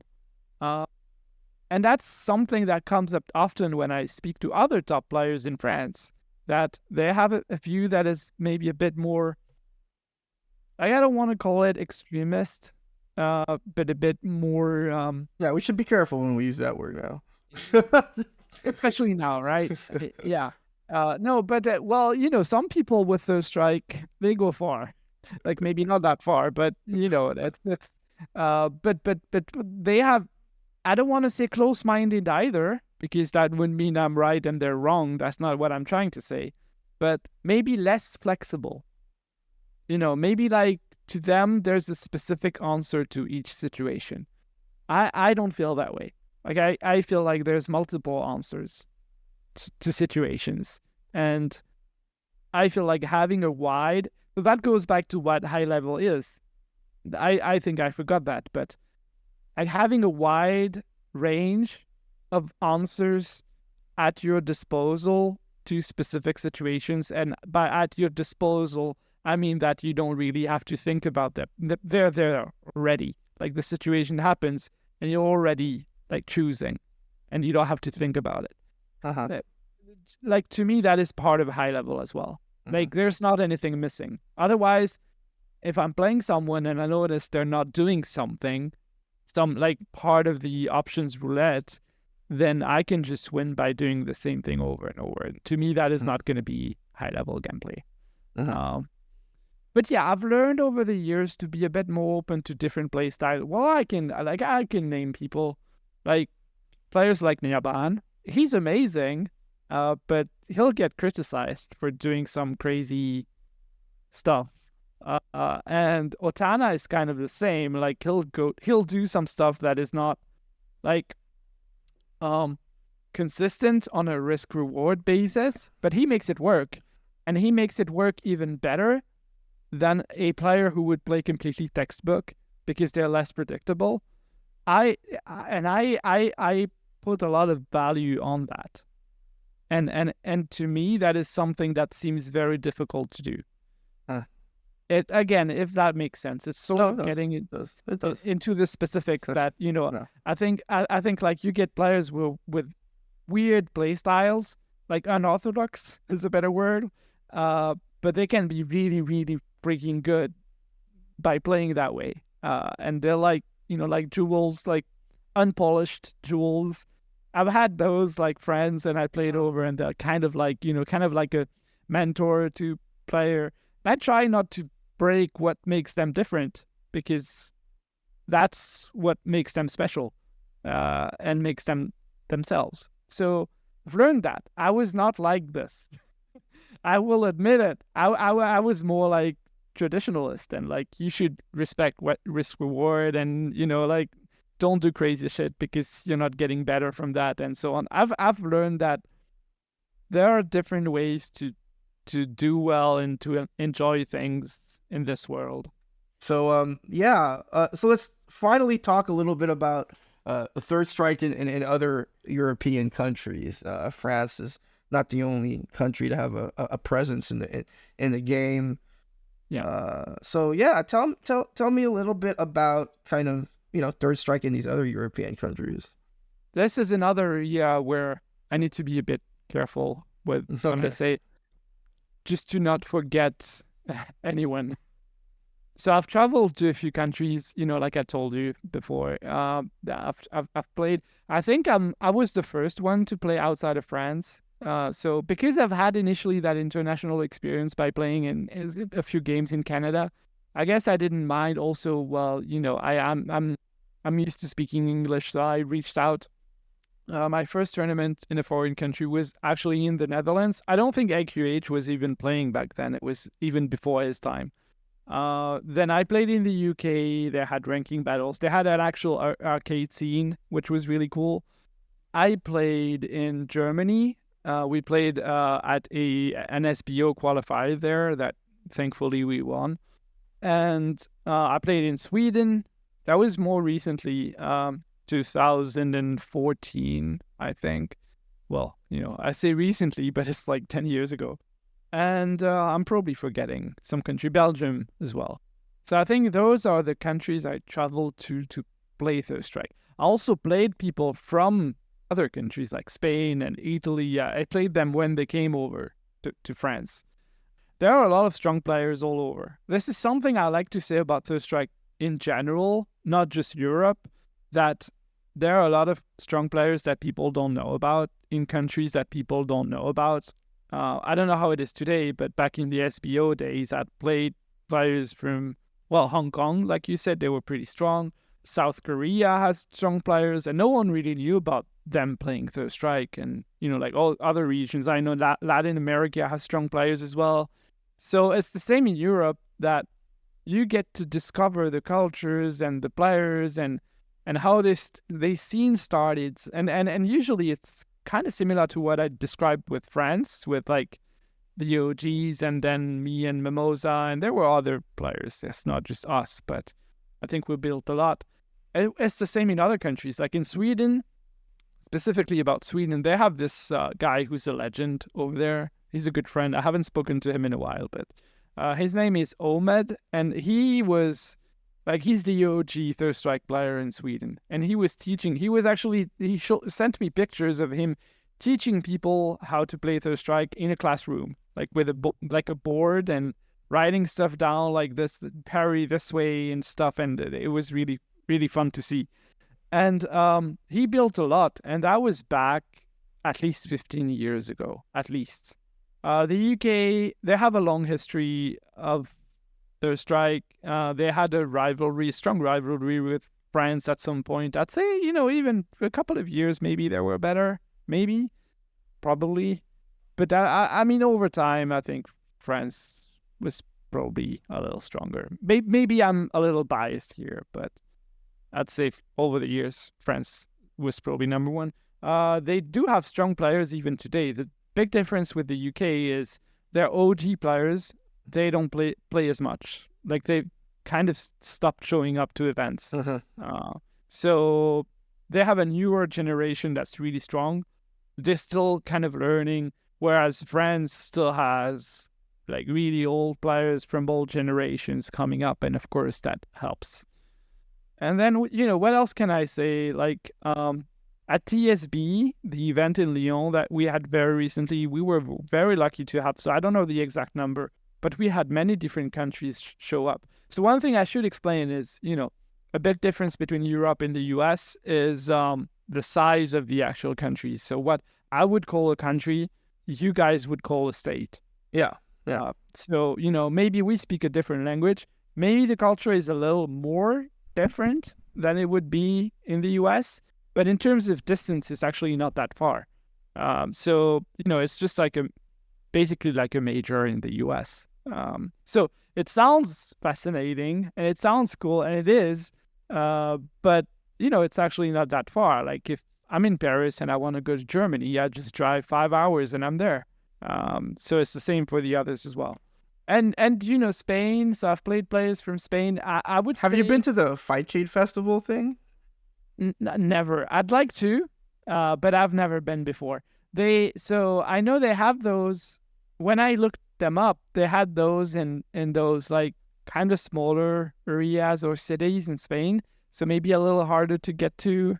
So that made it a little more challenging. But I think it's probably cheaper. They're moving around a bunch of cabs and everything, so I can't really complain about this. I know how much work goes into those, but I'd love to go. Also, specifically since I've gotten into shoot them ups, like shmups, So and they cover those as well at these events. So actually, the last few Third Strike events I went to, like HFS is another event that takes place in France, and it's more of a general arcade event. So they have other games as well, and they have other tournaments. But they had a shmup dedicated corner, and I'm spending some time there, whereas before I didn't care about those games at all. So I feel like my mind has shifted a little as well around those games. But going back to Third Strike, what I can say about Europe, so Cartola from Spain, I want to talk about this guy again. Obviously, really, really good, and I think he's the future of Third Strike in Europe.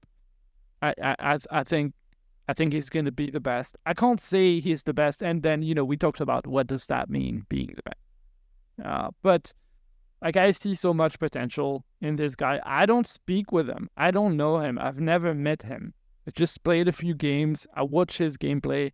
Saw him play in Lyon, TSB. He's going to be one of the greatest. I don't think they have a very strong scene aside from that. They have a few guys, they have a few players, but he's like an exception. Like some sort of hermit. He's actually pretty young, but like some sort of guy that's just learning everything by himself and really having a really scientific method to everything, which is something we don't really have. Like there's a player in France that's like this for other games, and his name is Ali Yoon. I don't know if you've ever heard of that guy. Yeah, like he played Alpha 3, he played SF4, SF5. He played like Dragon Ball Fighters. Like he's like this. He's a scientist, and he comes up with stuff that no one else comes up with. Like even the Japanese will kind of like refer to him for some stuff, which is pretty crazy for a guy by himself to figure out some stuff. Cartola is like this. Like I don't know if you follow his Twitter account. He got on Twitter recently. And some of the stuff he's posting, I would describe as high level. So I want to give a special shout out to that guy. Like he's going to be special. That was pretty much his first offline event, and he did pretty well. He's going to be a problem. But that's good. That's a good problem. And aside from that, the scenes, I think France is the number one scene in terms of like having the strongest players. Yeah, I mean, it's just not just because I'm French. It's just how it is. I think everyone recognizes it. And then you get Sweden and the UK. They're both pretty strong. Like they travel a lot. I have a lot of respect for them because they come out to events and they keep getting better. I don't know which one is better exactly. I think they actually had like some sort of exhibition at TSB. I haven't watched it yet, but I want to see exactly what happened. Because I get super excited about that stuff. Like, I feel like for the first time that event, it kind of felt like a World Cup. Not exactly, because, we're missing the US players. And I know how difficult it is to find time to travel, get time off work, and how expensive it is. So, and we've had players over before, like Lance and EXO came over, and that was great. But we still had like I don't even know how you should call it. Like is it charity like the Canadian Chumley? I say charity, but Right? I think that's how you say it. But yeah, like he's amazing. So it was great to have him as well. A few other Canadian players as well. So there was that vibe, even though I was not there and I was watching on stream and I was really sad. But that the vibe was very special. Also, I don't know if you saw the commentary, which I thought was really cool, like what they did with having players commentate in their local language. So they had Japanese players like Taihei and Kuni commentating in Japanese, and then they had some Swedish and they had some English. And I think hopefully next year. So there's going to be a new one next year. Hopefully I don't, because I think that's official. So they're going to do it again in a year, and it's going to be great. Hopefully next year we get more languages like Spanish and, maybe Dutch or whatever, German. I think we can get a lot of languages. There were also at this event, so I have not played them, but there was a crew of players from Bulgaria in Eastern Europe, which I didn't know. I didn't even know they had a scene. I didn't know they played Third Strike. And I think one of the guys, from what I've seen and heard, was really good. At least one of the guys. So that's still, to me, that's amazing. I think he plays Boki, which, we don't really have any stronger Bokis in France anyway. So that is really cool. So there's a lot of value and a lot of richness, I guess, into having that international experience. I try to focus on that a lot. There are a lot of good players that don't get recognition. They don't have coverage. They don't have visibility. It's not all about the guys I mentioned. A lot of other players that are strong that should get props as well. So it's good that we see them come out to events, and we see and there are differences. So I don't know if that's your next question, but there are differences in playstyle depending on region. And I don't know if you have the same thing in NA, but yeah, I'm not gonna get into specifics because then I might get in trouble. But like some countries, some players, they like to take risks at different times, and like some are more defensive, some are a bit more offensive, and of course that comes from the community and the OGs that were there initially and that taught them to play the games in a certain way. So I feel like that's pretty interesting to see develop as well. I don't know, like narratives obviously develop around these playstyles, right? And you are right. I was gonna ask, kind of, what makes Bulgarian Third Strike distinct from Swedish Third Strike. But that one I don't know. Yeah. But like, as far as like the regions in America, different kind of narratives develop. Like as far as like what constitutes West Coast style. Is it like the rushdown style? But then we have to like really investigate where that comes from. Like, do we just call it that because of Valle? Like, you know what I mean? Like, or is it like more nuanced than that? Same thing with East Coast, right? It's like, they're all turtles. They're all, but then it's like, is that just because Justin played? Like, so I think, and obviously as our knowledge of the game and as our experience in the game grows, I think like, at least for me in America, those distinctions, like at the highest level, and I'm talking about players in these different regions that have continued to play this game up until this day, right?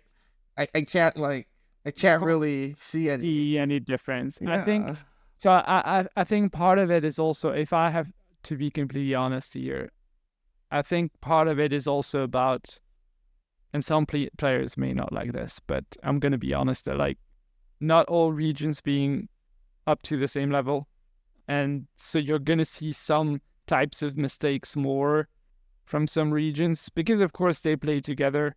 And so that, like they kind of get away with stuff that maybe you wouldn't get away in some regions. But I mean, it's always been a bit like that. So I don't know how much of it is. Well, what I'm saying is that for me, like narrative. Yeah, I think for me, what I'm trying to say is that now it's become more nuanced for me, right? Yeah. Like it's no longer region, but what does this player do? What does this, like it's on a player level now, I guess is what I'm saying. But you're right. But you're right, though, right? Like certain regions are going to develop certain habits if they're all playing together all the time. You know, like some regions will be, you know, a little bit more, say, conservative because, you know, who knows, maybe because they focus more on, you know, knowledge of the game and data. You know, others might be, you know, more concerned about the strategic level, like you were saying, right? And I don't know, right? Yeah, I see a bit of that at the moment in Europe, which is really interesting because then you get clashes of play styles, which is really cool. But I agree with you. Like, you can't take everything and put them, you know, like on a basket and say they play this way and those guys they play that way, and it's not like that. Yeah. And the good players, you know, they find ways to make anything work. So, but yeah, it's interesting. Play styles, just in general, is a fascinating topic. I there are some players I cannot make sense of, and I don't mean that in like I mean that in the absolute most respectful way. That, to me, that means I don't understand enough about the game.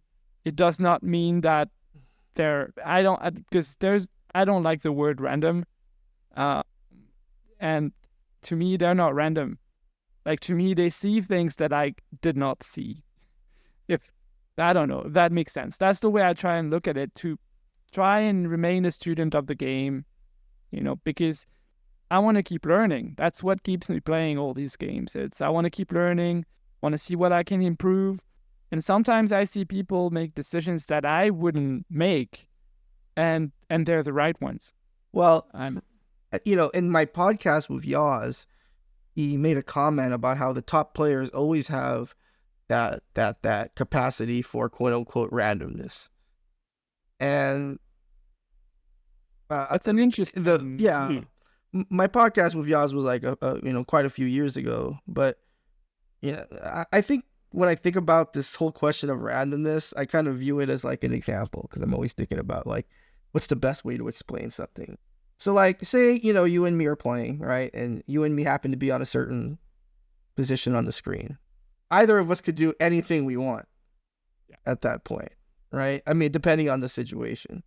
So then, like, what is random, right? I agree. That you just didn't anticipate the many options that, you know, who knows? Maybe you had that interaction before, or you've seen it before, and you just kind of instinctually logged it into your brain, and that's what made you react that way. You know, as far as the opponent goes, oh, that was random. You know, right. For you. So I have that's the way I see it. Okay. Like, that's exactly how I would describe it. Like, I tell people, like, you don't know what's going on in their mind. Like, I see some players, and yes, they're not, like, they don't have the fundamentals and they mess stuff up and maybe not execution. And then they'll make that decision where I'm like, wow, like this guy knew, and it's you can tell he did not just get lucky. Like, he got the idea somewhere in his mind. Maybe there was something he didn't realize, based on experience, based on he saw something that his brain analyzed that told him, like, he's gonna do this. So that's the way that's the view I like to take about the game, like the way I like to think about the game, because I think that's a healthy approach. Yeah. I get the people who are like, well, that was random. And, you know, usually the people who call stuff random, like, they do random stuff as well. So that's been my experience. That, you call know, it, right. Call it both ways. But it is at the highest level, is there an element of randomness to the game? Like, if you were to play single elimination, you have no data, you have never played your opponent before. I would say there is one in all fighting games, but it isn't that what keeps it exciting as well. Speaking of which, I think an idea that, I don't know if you have ever caught the stream for this, but a few years ago, I ran an event called Random Select.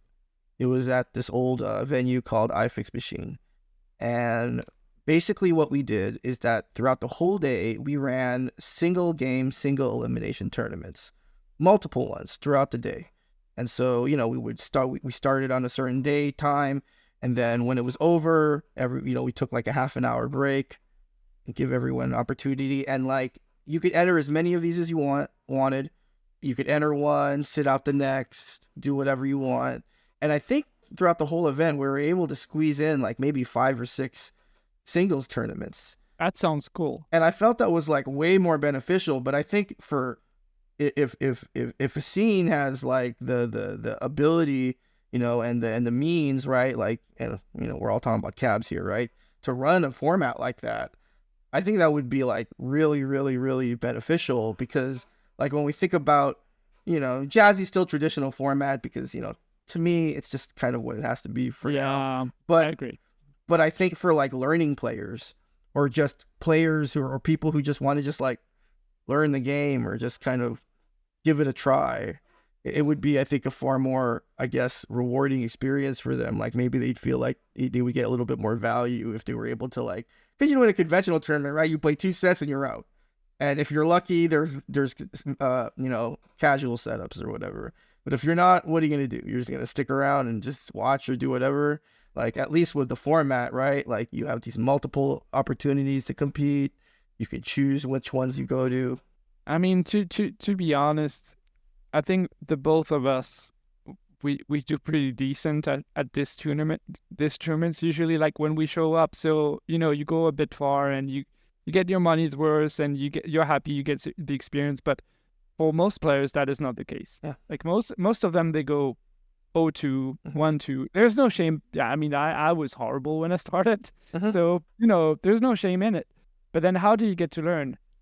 If it's always the same people on stage, or, going far and playing like best of 5 and grand finals and getting more experience than the guys who actually need it the most, then it's kind of backwards. So I agree with what you're saying. I think, one thing I'd like to experiment with, but, I'm not the guy running things at Extra Life Cafe. We actually have a kind of dedicated guy. He's a pretty young guy, and he's taking it upon himself to run sessions and tournaments. He's great. I really like him. His name's MM2. He might not listen to this, but, I want to mention him. And he's actually, I think he's running a tournament soon, but he wants to go with the like usual double elimination classical format. And I'm kind of thinking like, let's try that. Sure. Why not? But having a single game tournament like every week, like on a kind of like semi-casual basis, like, it doesn't matter if you win or you lose, just play and have fun and learn and play whomever. I think that would be more beneficial to everyone. So I'll speak to it. The thing is, people don't really show up every week. That's the difference. But I agree with what you're saying about shifting the scene around a bit more towards new players and newcomers. Yeah. Because the competition it's like, I think to some players it's exciting, it's interesting, it gets them into the game. But I think to others it might be a little scary. Yeah. Riz1 is a huge proponent of Swiss-style tournaments, and just recently, I think last weekend, Low Tier City, which is a venue, I think, out in Texas, they ran an offline tournament with that format, and so definitely interested in hearing how that went. So, BK, I think maybe we should probably wrap this up in a little bit. But I wanted to, just kind of talk about 2 more things, if that's okay with you. So the first is I wanted to talk a little bit about the 15th anniversary Capcom tournament. As you well know, Gunfight was a representative in that tournament. I think I'm getting my years right? 15th anniversary. And so... Yeah, I think so, right? 15? Yeah. I think you're right. We're old, man. We're old. But I'm referring to, right? The tournament on OE, right? The tournament on OE. Well, I can talk a bit about that. Yeah. I played in the French qualifiers, and then I played in the UK qualifiers after that. So, I'll let you finish your question. No, but that was just kind of my question. Like, I just wanted to get your thoughts on that tour, because it was more than just Third Strike. They ran it for other games and stuff, and I think MOV ended up taking the entire thing. But yeah, what are some of the things you remember from that experience? Because it was one of the very few times in our history of our scene where like something really big was kind of happening. I know there was like the 25th anniversary that happened recently, but I felt like that 15th anniversary was much more bigger. But yeah, I think so as well. What I can tell you, this is a good opportunity to talk about Gunfight, like as an actual player, someone I know very well as well. And he's someone who picked up the game and learned really fast. Like, well, today I would call him like an OG, but he learned pretty fast. He got good really quickly. Was one of those guys that, handles pressure really well, doesn't really get nervous, and like he's laid back and still pretty analytical and gets to analyze things very well. So we had sort of a rivalry at one point. I think he got better than me eventually. I joined that qualifier because I really wanted to go to, I think it was in LA. I did, and the people were actually asking me like, are you going to go? If you win, are you going to go? And I was like, yes, I'm going to go. I've never played in the US properly. So, I want to go. So they had this French qualifier at first with like the top players. I can't remember how they were selected, but honestly, I think it was pretty. It made sense. Like they had the best players there, like Niaban, Tom, who else? Nico, Otana. Like most of the big names were there. Mimosa was not, but he was not playing at the time, I think. And so I got third on that. So obviously I didn't qualify. Only the first one made it through, and that was Gunfight. He ended up having an amazing grand finals with Otana at the time. That was like super impressive and like super cool. If you can go back and see the games, I don't know what the level of play is like by today's standards, but by then it was pretty amazing. And then on the next day, he had to play like a European qualifier, being one of the countries, because only one of them would get to represent. And then, yeah, it's kind of funny that tournament was much easier than the one the day before. Even though, I mean, they had good players like Zach from the UK. He was a really good Aura player, was pretty strong, but obviously he won that quite handily and ended up making it to LA, to the US. And before I talk about the finals in the US, I still wanted to go. So I went to, they had another qualifier for that event in Birmingham in the UK. So I went with a few friends. Victor was there. He was not as strong as he is today, but he was still there. He was still learning. Nico went there with me as well. A few of the UK heavy hitters showed up, like Ryan Hart, Zach, NGU boy that we usually saw on Fightgate. He actually came out for this event. He was quite good, and I ended up. I remember being very nervous. Like, this is my last chance, and I better make it count. And I ended up making it to the grand finals, where I played Momochi, who unfortunately made it out to the events because he wanted to kind of steal the spots as well. And I got blown up like 3-0. No, I did. It's fine. And I remember the funny thing about that thing is, so that was my first time playing Momochi in a tournament. And Yin, I got blown up. Like, my defense was not great, and he was really smart, and I lost that. And I didn't really mind. And he did. To be honest, man, like, Yun mirrors. Oh yeah. It's just he has better Yuns to play against. Like, to me, like, it's just it's like you're gonna. But that's where Fightcade could be the equalizer, right? I guess. Yeah. Like, and it's also. It's also so much about the offense. That's what I learned from that game. That, I remember stepping down from the scene, and I was not even really disappointed. I was smiling because he 3-0'd me, and I was like, but you got the grand finals though, and you got to play against Momochi, right? So so I learned something. And Victor actually came up to me, and he was like, man, what he did to you, that's what you do to us. When we play you, it looks like that, and he did that to you. And I was like, yeah, he's right. So what happened? And then I had the opportunity to play Momochi in tournaments, after that. And Momochi is a really nice guy. Like if you've ever interacted with him, like he's super respectful and very empathetic and really like he doesn't speak much English, but his attitude says it all. And I played him at Stunfest a couple of years after, and it was teams, but I actually won. You know, like I remembered those games and I was like, I have to attack first because it's almost impossible to defend when you don't have momentum. Like Yun's It's momentum, yeah. it's so strong that you're making the decision and he's controlling the pace. So I was like, I'm gonna make those decisions, and he couldn't. I mean, to be fair, he was also playing other games like Street Fighter 4, and maybe he was not as strong anymore. But the following year, Fest again in France, and we played him again.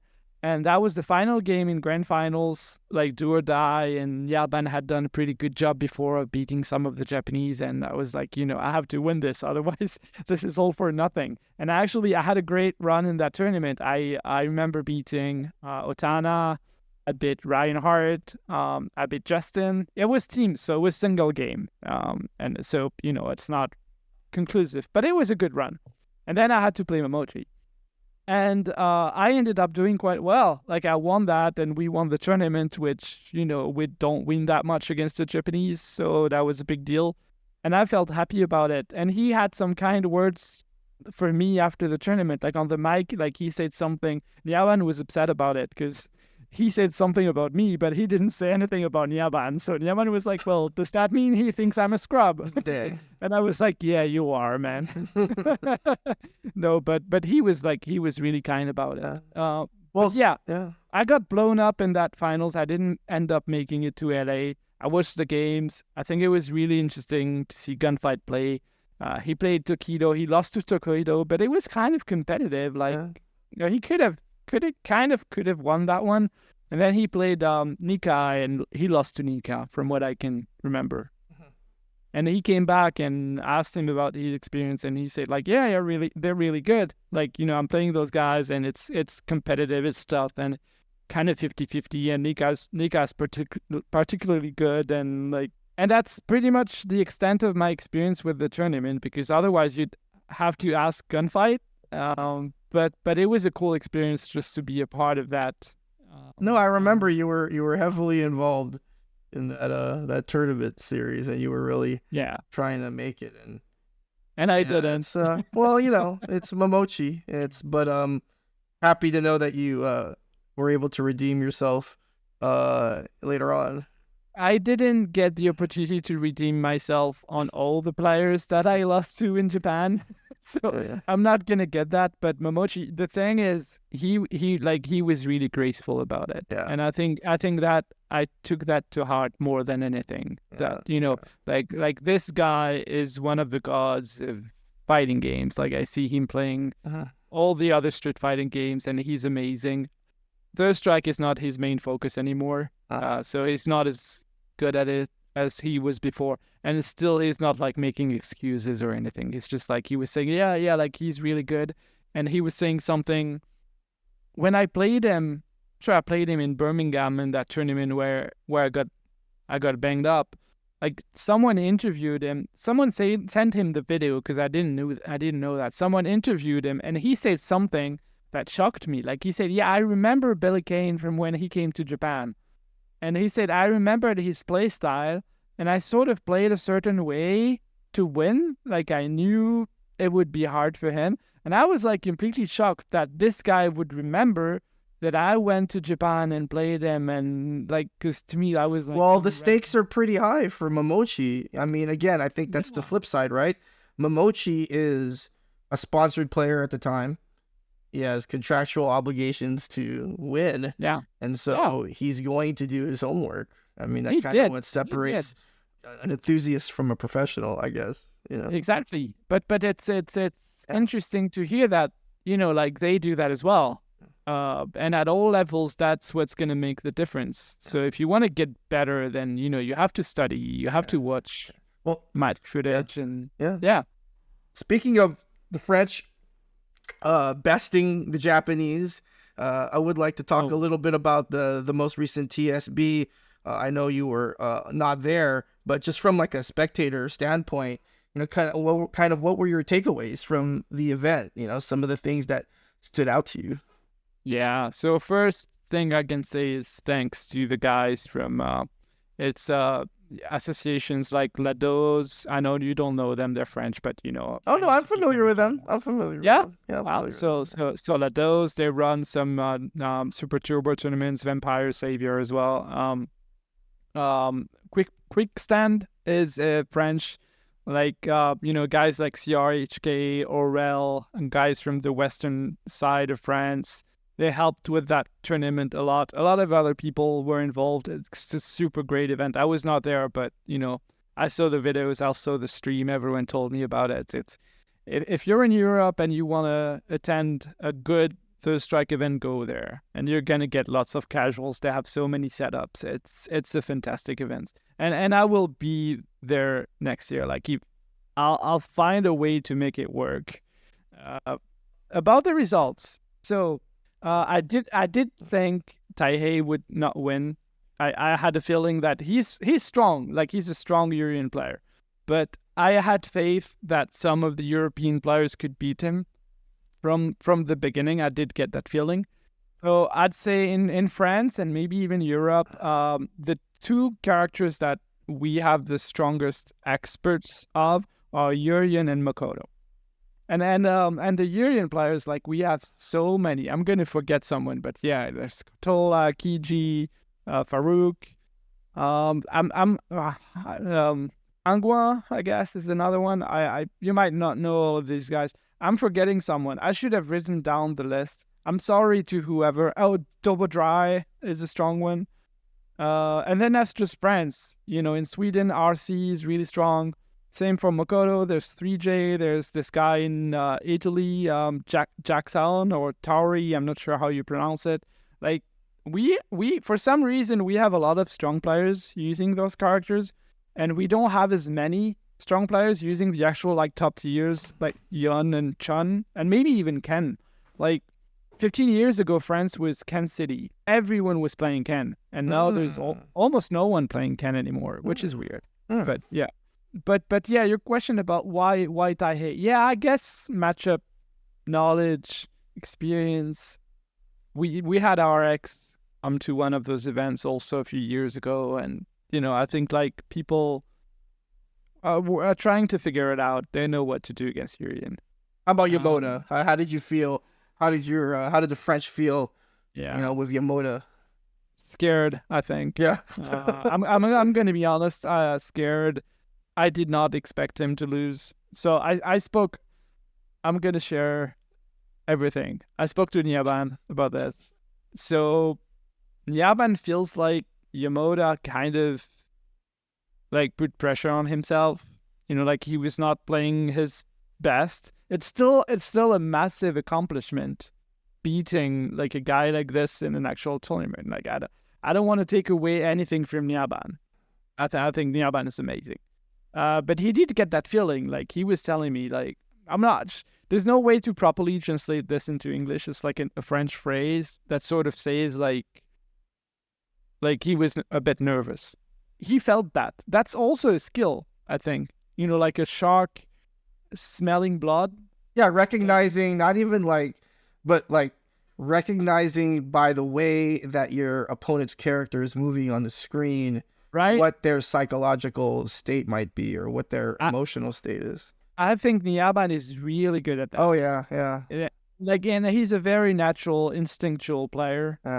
So looking back, it's not surprising, but I did get the impression that with the experience Yamada has against Makoto and being in Japan, it might not have been as difficult as it was. Then again, I think Nyaban got better as well. So it's a mix of all things. Now Kuni is going to be the next one. I did not expect Kuni to lose.